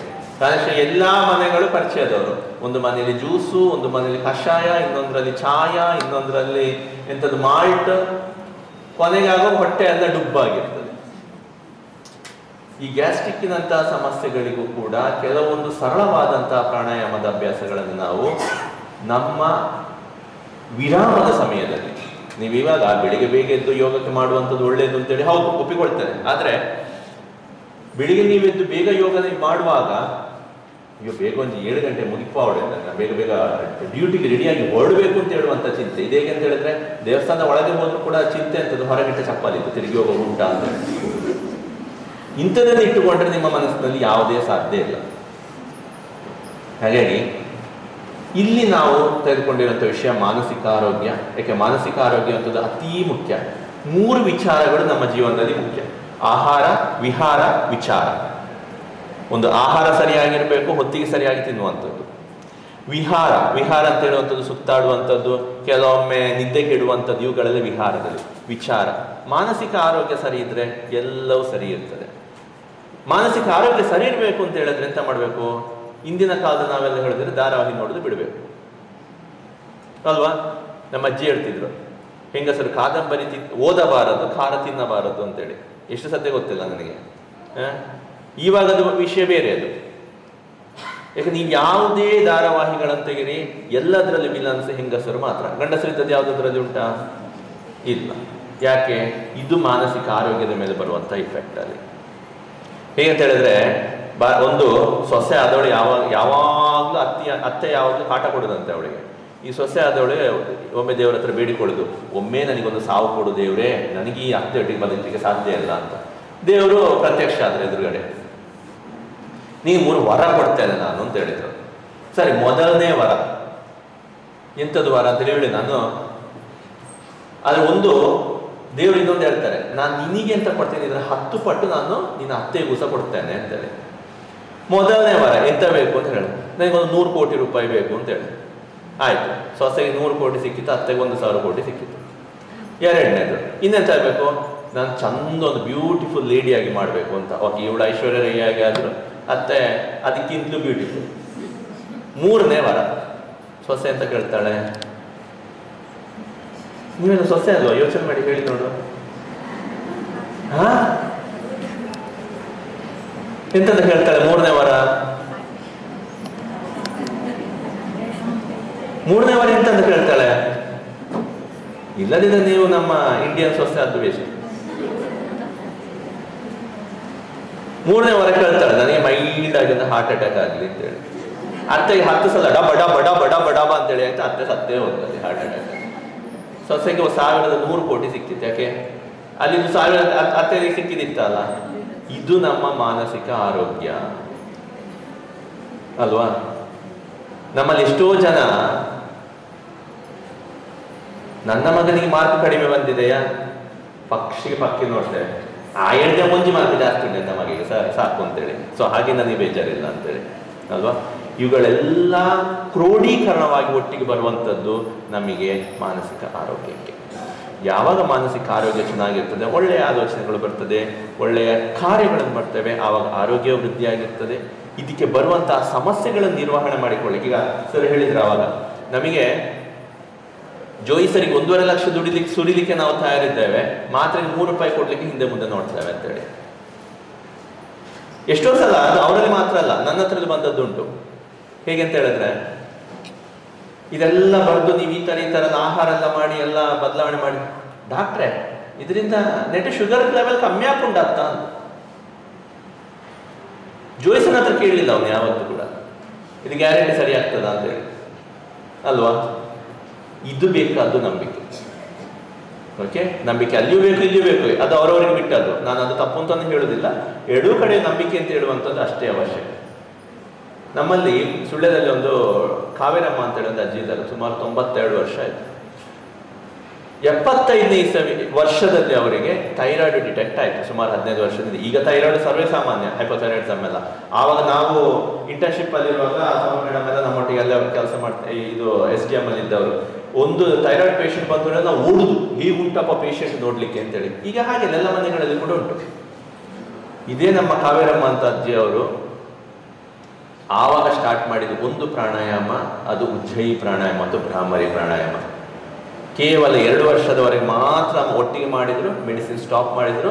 ಈವಾಗಲೂ ಮಾಡ್ತಾ ಇದ್ದಾರೆ, ಯಾವುದೇ ಮೆಡಿಸಿನ್ ಇಲ್ಲ, ಬರೀ ಇದೊಂದೇ ಅಭ್ಯಾಸಗಳು. ಹಾಗಾಗಿ ಯಾವಾಗ ನಾವು ಒಂದೇ ಅಭ್ಯಾಸವನ್ನು ದೀರ್ಘಕಾಲವಾಗಿ ಮಾಡಿಕೊಂಡು ಹೋಗ್ತೇವೆ, ಒಳ್ಳೆ ರೀತಿಯಾಗಿ ನಿರ್ವಹಣೆ ಮಾಡಿಕೊಳ್ತೇವೆ. ಇಲ್ಲದಿದ್ರೆ ಏನಾಗ್ತದೆ, ನಾವು ದುಡಿತೇವೆ, ಕಷ್ಟಪಟ್ಟು ದುಡಿತೇವೆ, ಮೇಲಧಿಕಾರಿಯೊಟ್ಟಿಗೆ ಜಗಳ ಮಾಡಿಕೊಂಡು, ಮನೆಯಲ್ಲಿ ಜಗಳ ಮಾಡಿಕೊಂಡು, ಮಕ್ಕಳ ಪೇರೆಂಟ್ಸ್ ಒಟ್ಟಿಗೆ ಜಗಳ ಮಾಡಿಕೊಂಡು, ಸಂಬಳ ತಕೊಂಡು ದುಡಿತೇವೆ, ಟೆನ್ಷನ್ ತಕೊಂಡು ದುಡಿತೇವೆ. ತಕೊಂಡ ಟೆನ್ಷನ್ ಅಲ್ಲಿ ತಕೊಂಡಿನ ದುಡ್ಡನ್ನು ಕೊನೆಗೆ ರಿಟೈರ್ಮೆಂಟ್ಗೆ ಆಗುವ ಎಂತ ಮಾಡ್ತೇವೆ, BP ಮಾತ್ರೆಗೆ, ಡಯಾಬಿಟಿಕ್ಸ್ ಮಾತ್ರೆಗೆ ಸುರಿಬೇಕು. ಹೌದಲ್ವಾ? ಯಾಕೆ ನಮ್ಮಲ್ಲಿ ಒಂದು ಮಲಯಾಳಮಲ್ಲಿ ಒಂದು ಗಾದೆ ಉಂಟು, ಕഞ്ഞിണ്ടാമ കുഞ്ഞില്ല, കുഞ്ഞിണ്ടാമ കഞ്ഞില്ല ಅಂತ. ಕഞ്ഞಿ ಕುഞ്ഞಿ ರಂಡಿಂಡಾಮ ನಂಗಳುಳ್ಳದು ಪಳ್ಳಿದಿ. ಮೋಸ್ಟ್ಲಿ ಹೆಚ್ಚಿನವರಿಗೆ ಅರ್ಥ ಆಯ್ತು. ಮದುವೆ ಫಸ್ಟಿನಲ್ಲಿ ಅನ್ನ ಎಲ್ಲ ಇರ್ತದೆ ಮನೆಯಲ್ಲಿ, ಸಾಕಷ್ಟು ಮಕ್ಳು ಇರುವುದಿಲ್ಲ. ಇನ್ನೊಂದು 10 ವರ್ಷ ಕಳೆಯುವಾಗ ಮಕ್ಕಳಾಗ್ತದೆ, ತಿನ್ಲಿಕ್ಕೆ ಬಡತನ. ಆಯ್ತು, ನಾಳೆ ಸರಿ ಆಗ್ತದೆ, ನಾಳೆ ಸರಿ ಆಗ್ತದೆ ಅಂತ ಹೇಳಿ ಇನ್ನೂ ಒಂದು 50-60 ವರ್ಷ ದಾಟಿದ ಮೇಲೆ ಮಕ್ಕಳು ದೊಡ್ಡವರಾಗಿರ್ತಾರೆ, ಉತ್ಪತ್ತಿಯು ಸಾಕಷ್ಟು ಅನ್ನ ಎಲ್ಲ ರೆಡಿ ಆಗಿರ್ತದೆ, ನಾವು ಹೋಗಿರ್ತೇವೆ. ಹಾಗೆ ಅಂಥದಕ್ಕೆ ಅವಕಾಶ ಕೊಡದೆ ಈವಾಗಲೇ ನಮ್ಮ ಒಂದು ಚಿಕ್ಕ ಚಿಕ್ಕ ಅಭ್ಯಾಸಗಳನ್ನು ಆರಂಭಿಸುವುದರ ಮೂಲಕ ಡಾಕ್ಟರ್ ಪದ್ಮಶ್ರೀ ಅವರು ನಿಮಗೆ ಚೆನ್ನಾಗಿ ಹೇಳಿಕೊಡ್ತಾರೆ. ಪುನಃ ನಿಮಗೆ ಯಾವುದೇ ಸಮಸ್ಯೆ ಇರಲಿ, ದೈಹಿಕವಾಗಿ ಮಾನಸಿಕವಾಗಿ, ಇಷ್ಟು ಸಮಸ್ಯೆಗಳಿಗೆ ನಾವು ಯಾವತ್ತೂ ರೆಡಿ ಇರ್ತೇವೆ. ನೀವು ಹೊರಡಲಿಕ್ಕೆ ಮೊದಲು ನಾವು ಹಾಸ್ಪಿಟಲ್ ತೋರಿಸ್ತೇವೆ ನಿಮಗೆ ನಮ್ಮಲ್ಲಿರುವಂಥ ಫೆಸಿಲಿಟಿಗಳು. ಅದೇ ರೀತಿ ಮುಂದೆ ರೀತಿಯಲ್ಲಿ ಆಹಾರದ ಬಗ್ಗೆ ತಿಳಿಸ್ಕೊಡೋದು ಇದ್ರೂ ಕೂಡ ನಾವು ಸಿಗ್ತೇವೆ. ಯಾವುದೇ ರೀತಿಯಾಗಿ ರೋಗ ನಿರ್ವಹಣೆಯ ಬಗ್ಗೆ ಬೇಕಿರೋ ತಿಳಿಸಿಕೊಡ್ತೇವೆ. ಹಾಗೆ ನಿಮ್ಮಲ್ಲಿ ಒಂದಷ್ಟು ಜನ ಪೇರೆಂಟ್ಸ್ ಬರ್ತಾರೆ ಅಲ್ವಾ, ನನಗೆ ಮಕ್ಕಳಿಗೆ ಇದು ಸಮಸ್ಯೆ ಉಂಟು, ಅದು ಸಮಸ್ಯೆ ಉಂಟು. ತಕ್ಷಣಕ್ಕೆ ನಾವು ಒಂದೇ ಸಲಕ್ಕೆ ಬೇರೆ ಬೇರೆ ಔಷಧಿಗಳಿಗೆ ಸುತ್ತುವ ಬದಲು ನಮ್ಮಲ್ಲಿ ಇರುವಂತಹ ಅವಕಾಶಗಳನ್ನು ನೋಡಿಕೊಂಡು, ಮತ್ತೆ ಯಾಕಂದ್ರೆ ನಮ್ಮಲ್ಲಿ ಬರುವಾಗ ನಮಗೆ ಗೊತ್ತಾಗ್ತದೆ, ಓ ಇವರಿಗೆ ಇದೇ ಮೆಡಿಸಿನ್ಸ್ ಬೇಕಾ, ಕೇವಲ ನಾವು ಆಹಾರದಲ್ಲಿ ಬದಲಾವಣೆ ಮಾಡಿಕೊಳ್ಳಿಕ್ಕೆ ಆಗ್ತದಾ ಅಂತೇಳಿ ಅದನ್ನು ನೋಡಿಕೊಂಡು ನಾವು ಮುಂದುವರಿಸಿಕೊಂಡು ಹೋಗ್ಬೋದು. ಇದೆಲ್ಲ ವಿಷಯವನ್ನು ನೀವು ಡಾಕ್ಟರ್ ಪದ್ಮಶ್ರೀ ಅವರ ಹತ್ರ ಕೂಡ ಮತ್ತೆ ಮಾತಾಡಿಕೊಳ್ಬೋದು. ಪುನಃ ಅವರು ಚಿಕ್ಕ ಚಿಕ್ಕದಾದಂತಹ ಅಭ್ಯಾಸಗಳು, ಯಾಕಂತೇಳಿದ್ರೆ ಇದು ಯೋಗಾಭ್ಯಾಸ ಅಂತ ಹೇಳುವಾಗ ಬೆಳಿಗ್ಗೆ ಮಾತ್ರ ಅಲ್ಲ, ಆ ಮಧ್ಯಾಹ್ನದ ಹೊತ್ತಿನಲ್ಲಿ, ಸಾಯಂಕಾಲ ಹೊತ್ತಿನಲ್ಲಿ ಮನೆಗೆ ತಲುಪುವಾಗ ಆಮೇಲೆ ಒಂದು ಬ್ರಾಹ್ಮರಿ ಅಂತ ಒಂದು ಪ್ರಾಣಾಯಾಮ ಕಲಿಸ್ಕೊಡ್ತಾರೆ. ಆ ಬ್ರಾಹ್ಮರಿ ಪ್ರಾಣಾಯಾಮ ಮಾಡಿ ಕಿವಿ ಮುಚ್ಚಿಕೊಂಡು ಮಾಡುವ, ರಾತ್ರಿ ಮಲಗಲಿಕ್ಕೆ ಮೊದಲು ಅದನ್ನು ಮಾಡಿ ಮಲಗಿದ್ರೆ ನಿದ್ದೆ ಸರಾಗ. ನಾವೆಷ್ಟೋ ಕೆಲಸ ಮಾಡ್ತೇವೆ, ಮತ್ತೆ ಮನೆ ಬೆಳಿಗ್ಗೆದ್ದು ನಿದ್ರೆಯೇ ಸರಿ ಬರುವುದಿಲ್ಲ ಅಂತೇಳಿ. ಮನುಷ್ಯ ನಿದ್ರೆ ಸರಿ ಬರಲಿಲ್ಲ ಅಂತೇಳಿ ಮತ್ತೆ ಇನ್ನೆಂಥ ಆರೋಗ್ಯದಲ್ಲಿ ಏನು ಲಾಭ ಅಲ್ವಾ? ಅವುಗಳನ್ನು ತಿಳಿಸ್ಕೊಡುವಂಥದ್ದು ಮತ್ತೆ ಅಭ್ಯಾಸ. ಹಾಗಾಗಿ ರೇಣುಕಾ ಕೇಳಿದ್ರೆ ಸುಮಾರು ಕಷ್ಟದಿಂದ, ಯಾಕೆ ನಾವಿರೋದು ಒಂದು ಮೂಲೆಯಲ್ಲಿ, ಯಾಕಂದ್ರೆ ನಾಶದ ಮೂಲೆಯಲ್ಲಿ ಮೊದಲಿನಿಂದ ಮೆಸೇಜ್ ಬರ್ತದೆ, ವೆಲ್ಕಮ್ ಟು ಕೇರಳ ಅಂತೇಳಿ ನನಗೇನು ಹೇಳ್ತದೆ ಅದು. ಹಾಗೆ ಅಂಥ ದೂರದಿಂದ ನಮ್ಮ ಇಂಥ ಈ ಒಂದು ಜಾಗಕ್ಕೆ ಬಂದಿದ್ದೀರಿ. ಇದಿಷ್ಟು ನಾನು ಮಳೆ ಇನ್ನೊಂದು ಕಷ್ಟ ಉಂಟು, ಅವುಗಳೆಲ್ಲದರ ಮಧ್ಯೆ ಬಂದಿರೋದಕ್ಕೆ ನನ್ನ ಪರವಾಗಿ ವೈಯಕ್ತಿಕವಾಗಿ ಒಂದು ಅಭಿನಂದನೆಗಳು ಕೂಡ ಹೇಳ್ತೇನೆ. ಹಾಗೆ ಇವತ್ತು ಈ ಸತ್ಯ ಯೋಗಾಭ್ಯಾಸದಲ್ಲಿ ಕಲ್ತಿರುವಂಥದ್ದನ್ನು ದಿನನಿತ್ಯ ಮನೆಯಲ್ಲಿ ಮುಂದುವರಿಸಿಕೊಂಡು ಹೋಗುವ ಹಾಗೆ ಮಾಡಲಿ ಅಂತೇಳಿ ಶುಭ ಹಾರೈಸ್ತೇನೆ. ಧನ್ಯವಾದಗಳು. ಕಾರ್ಯಕ್ರಮದ ಕೊನೆಯ ಹಂತಕ್ಕೆ ತಲುಪಿದ್ದೇವೆ. ಕಾರ್ಯಕ್ರಮಕ್ಕೆ ಸಹಕರಿಸಿದ ಎಲ್ಲರಿಗೂ ಧನ್ಯವಾದ ಸಮರ್ಪಣೆಯನ್ನು ನೆರವೇರಿಸುವುದಕ್ಕೆ ಡಾಕ್ಟರ್ ಅಭಿನಂದನೆ. ಅಂತಾರಾಷ್ಟ್ರೀಯ ಯೋಗ ದಿನದ ಅಂಗವಾಗಿ ಯನಪೋಯ ಯೋಗ ಮತ್ತು ಪ್ರಕೃತಿ ಚಿಕಿತ್ಸೆ ಕಾಲೇಜು ಮತ್ತು ಆಸ್ಪತ್ರೆ, ಕೇಂದ್ರೀಯ ಯೋಗ ಮತ್ತು ಪ್ರಕೃತಿ ಚಿಕಿತ್ಸಾ ಸಂಶೋಧನಾ ಕೇಂದ್ರ ನವದೆಹಲಿ, ಆಯುಷ್ ಮಂತ್ರಾಲಯ ಇವರ ಸಹಯೋಗದೊಂದಿಗೆ ಯೋಗ ಸಮಾವೇಶವನ್ನು ಆಯೋಜಿಸಿದ್ದೇವೆ. ಈ ಕಾರ್ಯಕ್ರಮಕ್ಕೆ ಬೆಂಬಲವನ್ನ ನೀಡಿ ನಮ್ಮನ್ನು ಪ್ರೋತ್ಸಾಹಿಸಿದ ನಮ್ಮ ಯನಪೋಯ ಯೂನಿವರ್ಸಿಟಿಯ ಕುಲಪತಿಗಳು, ಉಪಕುಲಪತಿಗಳು, ಸಹ ಕುಲಪತಿಗಳು, ದಾಖಲಾಧಿಕಾರಿಗಳಿಗೆ ಹೃತ್ಪೂರ್ವಕ ವಂದನೆಗಳನ್ನು ಸಲ್ಲಿಸುತ್ತೇನೆ.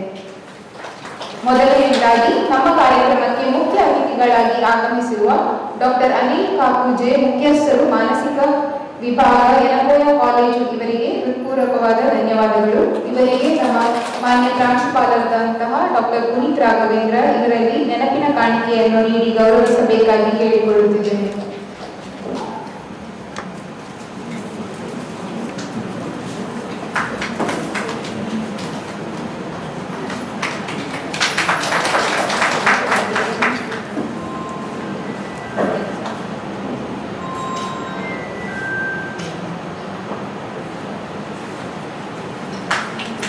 ನಮ್ಮ ಕಾರ್ಯಕ್ರಮಕ್ಕೆ ಗೌರವಾನ್ವಿತ ಅತಿಥಿಗಳಾಗಿ ಆಗಮಿಸಿರುವಂತಹ ಶ್ರೀಮತಿ ರೇಣುಕಾ ಮೇಲ್ವಿಚಾರಕರು ಮಹಿಳಾ ಮತ್ತು ಮಕ್ಕಳ ಅಭಿವೃದ್ಧಿ ಇಲಾಖೆ ವಿಟ್ಲ ಇವರಿಗೆ ನಮ್ಮ ಸಂಸ್ಥೆಯ ಪರವಾಗಿ ಹೃತ್ಪೂರ್ವಕವಾದ ಅಭಿನಂದನೆಗಳು.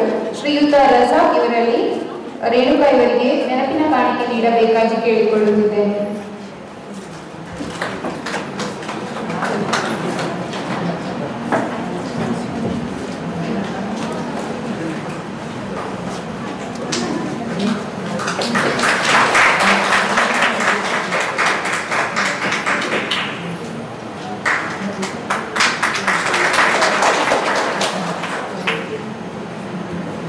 ನಮ್ಮ ಕಾರ್ಯಕ್ರಮದ ಸಂಪನ್ಮೂಲ ವ್ಯಕ್ತಿಯಾದಂತಹ ಡಾಕ್ಟರ್ ಮೊಹಮ್ಮದ್ ರಫೀಕ್ ಇವರು ಈಗಾಗಲೇ ನಿರ್ಗಮಿಸಿದ್ದಾರೆ. ಇವರಿಗೂ ಧನ್ಯವಾದಗಳು. ಇನ್ನೊಬ್ಬರು ಸಂಪನ್ಮೂಲ ವ್ಯಕ್ತಿಯಾದಂತಹ ಡಾಕ್ಟರ್ ಸೌಮ್ಯ ಮಹೇಶ್ ಪಂಡಿತ್, ಮುಖ್ಯಸ್ಥರು ಯೋಗ ವಿಭಾಗ, care yoga and naturopathy medical college Guntur, ಇವರಿಗೆ ಹೃದಯ ತುಂಬಿದ ಅಭಿನಂದನೆಗಳು. ಡಾಕ್ಟರ್ ಪದ್ಮಶ್ರೀ ಇವರು ನೆನಪಿನ ಕಾಣಿಕೆ ನೀಡಬೇಕಾಗಿ ಕೇಳಿಕೊಳ್ಳುತ್ತಿದ್ದೇನೆ.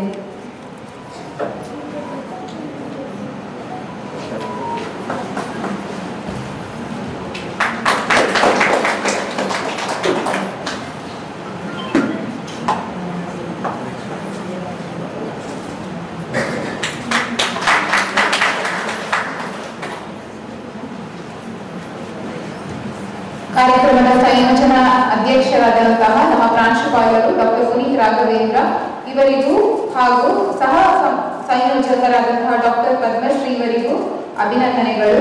ಹಾಗೂ ಈ ಕಾರ್ಯಕ್ರಮದಲ್ಲಿ ಭಾಗವಹಿಸಿರುವಂತಹ ಎಲ್ಲ ಶಿಬಿರಾರ್ಥಿಗಳಿಗೂ ಹೃತ್ಪೂರ್ವಕ ಧನ್ಯವಾದ. ಶಿಬಿರಾರ್ಥಿಗಳಿಗೆ ಮಾನಸಿಕ ಆರೋಗ್ಯಕ್ಕಾಗಿ ಯೋಗ ಶಿಕ್ಷಣ ಇದರ ಬಗ್ಗೆ ಕಾರ್ಯಾಗಾರವನ್ನು ಹಮ್ಮಿಕೊಂಡಿದ್ದೇವೆ.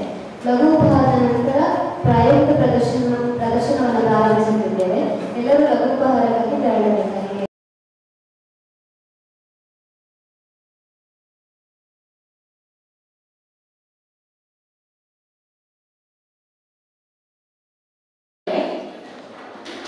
ಈಗ ನಾವು ಪ್ರಾಯೋಗಿಕ ಒಂದು ಅಭ್ಯಾಸವನ್ನು ಯೋಗಾಭ್ಯಾಸವನ್ನು ಮಾಡೋಣ. ನಿಮ್ಮ ವರ್ಕ್ ಪ್ಲೇಸ್ ಅಲ್ಲಿ ಅಂದ್ರೆ ನೀವು ಕೆಲಸ ಮಾಡೋ ಜಾಗದಲ್ಲಿ ಯಾವ ರೀತಿ ನಿಮಗೆ ಮಾನಸಿಕ ಒತ್ತಡ ಇರಬಹುದು ಅನ್ನೋದನ್ನು ನಿಮ್ಮ ರೇಣುಕಾ ಮೇಡಮ್ ಆಲ್ರೆಡಿ ಹೇಳಿದ್ದಾರೆ ನಮಗೆ. ಸೊ ಅದನ್ನು ನಾವು ಮನಸ್ಸಲ್ಲಿ ಇಟ್ಟುಕೊಂಡು ನಿಮಗೆ ನಿಮ್ಮ ಕೆಲಸ ಮಾಡುವ ಜಾಗದಲ್ಲಿ ಯಾವ ರೀತಿ ಸಿಂಪಲ್ ಆಗಿ ಅಂದ್ರೆ ಸಾಮಾನ್ಯವಾಗಿ ನಿಮಗೆ ಮನೆಯಲ್ಲಿ ಕೂಡ ಮಾಡಬಹುದು, ಹಾಗೆ ನಿಮ್ಮ ವರ್ಕ್ ಪ್ಲೇಸ್ ಅಲ್ಲಿ ಕೂಡ ಕೆಲವೊಮ್ಮೆ ತುಂಬಾ ನಿಮಗೆ ಸ್ಟ್ರೆಸ್ ಅಂತ ಅನಿಸಿದ್ರೆ, ತುಂಬಾ ಟೆನ್ಷನ್ ಅಂತ ಅನಿಸಿದ್ರೆ ವರ್ಕ್ ಪ್ಲೇಸ್ ಅಲ್ಲಿ ಕೂಡ ಮಾಡುವಂತಹ ಸಿಂಪಲ್ ಆಗಿ ಮಾಡುವಂತಹ ಅಭ್ಯಾಸಗಳನ್ನ ಹೇಳಿಕೊಡ್ತೇವೆ. ಆಯ್ತಾ? ಮೊದಲಿಗೆ ನೇರವಾಗಿ ಕೂತ್ಕೊಳ್ಳಿ. ಇಲ್ಲಿ ನಮ್ಮ ವಿದ್ಯಾರ್ಥಿನಿ ಶ್ರದ್ಧಾ ಸಾಕಾಗಿಲ್ಲ.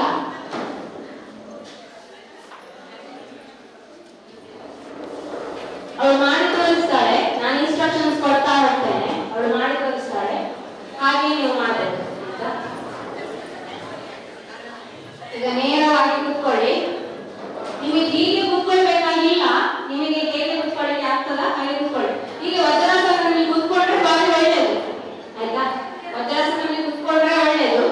ಇಲ್ಲದಿದ್ರೆ ನಿಮಗೆ ಆರಾಮವಾಗಿ ಕೂತ್ಕೊಳ್ಳುವಂತಹ ಆಸನದಲ್ಲಿ ಕೂತ್ಕೊಳ್ಬಹುದು. ನೇರವಾಗಿ ಕೂತ್ಕೊಳ್ಳಿ. ನಿಮ್ಮ ವಾಚ್ಗಳನ್ನೆಲ್ಲ ತೆಗೀರಿ, ಸೈಡ್ ಅಲ್ಲಿ ಇಡಿ.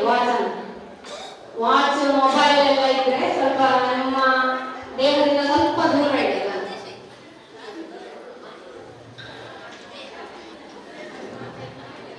ನೇರವಾಗಿ ಕೂತ್ಕೊಳ್ಳಿ. ಬೆನ್ನು ಕತ್ತು ನೇರವಾಗಿರಲಿ. ನಿಮ್ಮ ಕಣ್ಣುಗಳನ್ನು ಮುಚ್ಚಿ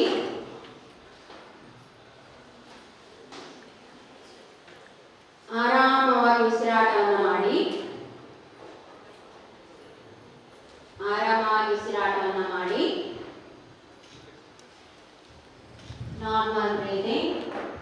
ನಾರ್ಮಲ್ ಬ್ರೀದಿಂಗ್ ಅಂತ ಹೇಳಿದ್ರೆ ಸಹಜ ಉಸಿರಾಟ.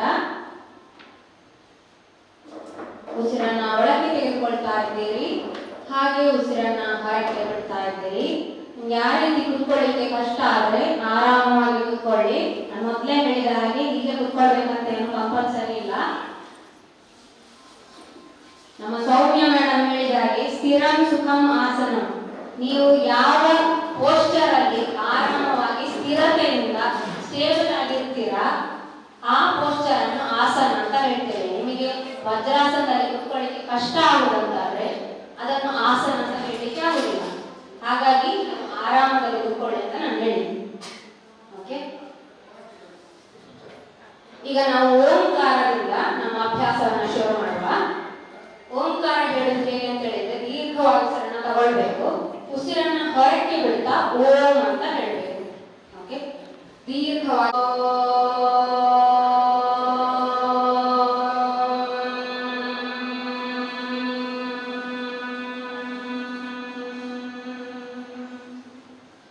ಮತ್ತೊಮ್ಮೆ ದೀರ್ಘವಾಗಿ ಉಸಿರನ್ನ ತೆಗೆದುಕೊಳ್ಳಿ.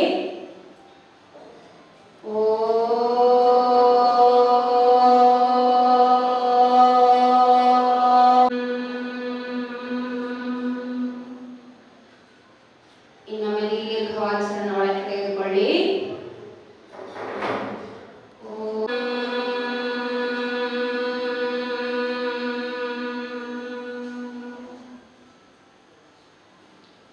ಈಗ ನಿಮ್ಮ ಎರಡೂ ಕೈಗಳನ್ನ ನಮಸ್ಕಾರ ಮುದ್ರೆಯಲ್ಲಿ ಇಟ್ಕೊಳ್ಳಿ. ಈಗ ನಾವು ಒಂದು ಶ್ಲೋಕವನ್ನ ಹೇಳುವ. ನಾನು ಶ್ಲೋಕವನ್ನ ಹೇಳ್ತೇನೆ, ಹಾಗೆ ನೀವು ರಿಪೀಟ್ ಮಾಡಿ. ನಿಮ್ಗೆ ಎಷ್ಟಾಗ್ತದೋ ಅಷ್ಟು ಹೇಳಿ. ತಸ್ಯ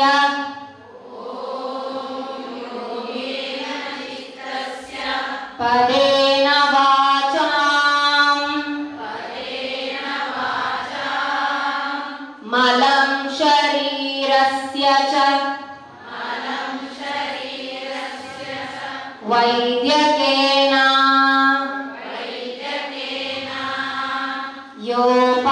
ಯೋಪಾಕರೋತ್ತಂ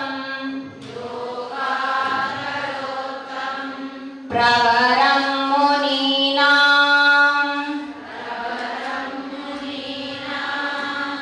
ಪತಂಜಲಿಂ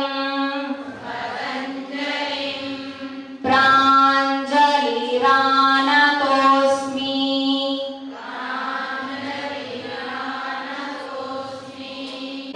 ಜಸ್ಟ್ ನಿಮ್ಮ ಕೈಯ ಬಿಸಿಯನ್ನ ಕಣ್ಣಿಗೆ ಒತ್ತುಕೊಳ್ಳಿ. ನಿಧಾನವಾಗಿ ಕೈಗಳನ್ನು ತೆಗೆಯಿರಿ. ನಿಧಾನವಾಗಿ ಕಣ್ಣುಗಳನ್ನು ತೆಗೆಯಿರಿ. ಇದು ನಾವು ಯೋಗಾಭ್ಯಾಸ ಶುರು ಮಾಡುವಾಗ ಮಾಡುವಂತಹ ಅಭ್ಯಾಸ. ಓಂಕಾರದಿಂದ ಶುರು ಮಾಡಿ ಆಮೇಲೆ ಒಂದು ಪ್ರಾರ್ಥನೆಯೊಂದಿಗೆ ಶುರು ಮಾಡಿ. ಈಗ ನಿಧಾನವಾಗಿ ಎದ್ದು ನಿಂತುಕೊಳ್ಳಿ.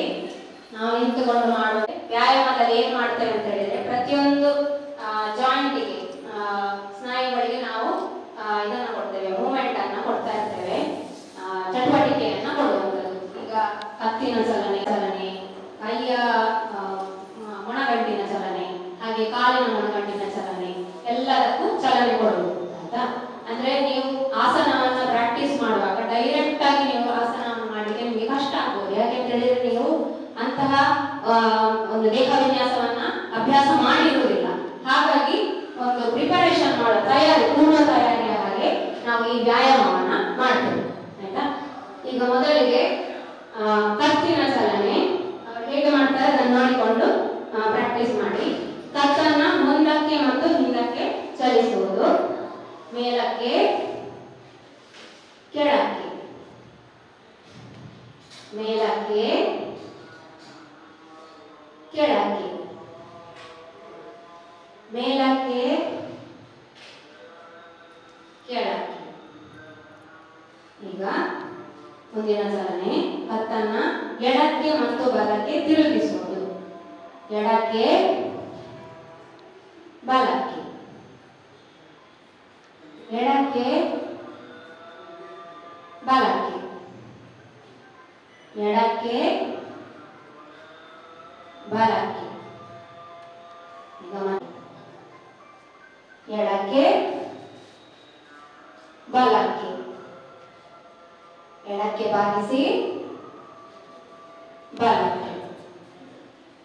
ಈಗ ಮಧ್ಯಕ್ಕೆ ಬನ್ನಿ. ಈಗ ಕತ್ತಿನ ಚಲನೆ ಆಯಿತು. ಈಗ ಭುಜಗಳ ಚಲನೆ. ನಿಮ್ಮ ಎರಡು ಕೈಗಳನ್ನ ಭುಜಗಳ ಮೇಲೆ ಇಟ್ಕೊಳ್ಳಿ. ಈಗ ಭುಜಗಳನ್ನ ತಿರುಗಿಸುವುದು, ಒಳಮುಖವಾಗಿ ತಿರುಗಿಸುವುದು. ನಿಧಾನವಾಗಿ ಅವಳು ಹೇಗೆ ಮಾಡ್ತಾಳೆ ಹಾಗೆ ನೋಡಿಕೊಂಡು ಒಳಮುಖವಾಗಿ ಭುಜಗಳನ್ನು ತಿರುಗಿಸಿ. ಒಂದು ರೌಂಡ್ ಆಯ್ತು, 2, 3. ಈಗ ಹೊರಮುಖವಾಗಿ ತಿರುಗಿಸುವುದು. 1, 2,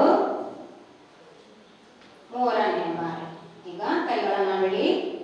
ಭುಜಗಳ ಚಲನೆ ಆಯಿತು. ಈಗ ಮೊಣಕೈಯ ಚಲನೆ. ಎರಡು ಕೈಗಳನ್ನು ಮುಂದಕ್ಕೆ ಚಾಚಿ ಕೈಗಳನ್ನು ಮಡಿಚುವುದು, ಬಿಡಿಸುವುದು, ಮಡಿಸುವುದು, ಬಿಡಿಸುವುದು, ಮಡಿಸುವುದು, ಬಿಡಿಸುವುದು. ಓಕೆ, ಕೈಗಳನ್ನು ಕೆಳಗೆ ಮಾಡಿ. ಈಗ ಕೈಯ ಮಣಿಕಟ್ಟುಗಳ ಚಲನೆ. ಮತ್ತೆ ಎರಡು ಕೈಗಳನ್ನು ಮುಂದಕ್ಕೆ ಚಾಚಿ ಕೈಯ ಮಣಿಕಟ್ಟನ್ನು ಮೇಲಕ್ಕೆ ಮಾಡುವುದು, ಮೇಲಕ್ಕೆ ಮುಷ್ಟಿ ಮಾಡಿ ಮೇಲಕ್ಕೆ ಮಾಡಿ, ಕೆಳಕ್ಕೆ, ಮೇಲಕ್ಕೆ ಕೆಳಕ್ಕೆ, ಮೇಲಕ್ಕೆ ಕೆಳಕ್ಕೆ, ಮೇಲಕ್ಕೆ ಕೆಳಕ್ಕೆ. ನಿಧಾನವಾಗಿ ಕೈಗಳನ್ನು ಕೆಳಗೆ ಮಾಡಿ. ಈಗ ನೀವು ಮೇಲಿನ ಭಾಗದ ಜಾಯಿಂಟ್ಗಳಿಗೆ ಮೂಮೆಂಟ್ ಅನ್ನು ಕೊಟ್ಟಿದ್ದೇವೆ, ನಿಮ್ಮ ಕತ್ತಿಗೆ, ಭುಜಗಳಿಗೆ, ಕೈಗಳಿಗೆ. ಈಗ ನಾವು ಸೊಂಟದ ಚಲನೆಯನ್ನ ಮಾಡೋಣ. ಕಾಲನ್ನು ಸ್ವಲ್ಪ ದೂರ ಇಟ್ಕೊಳ್ಳಿ.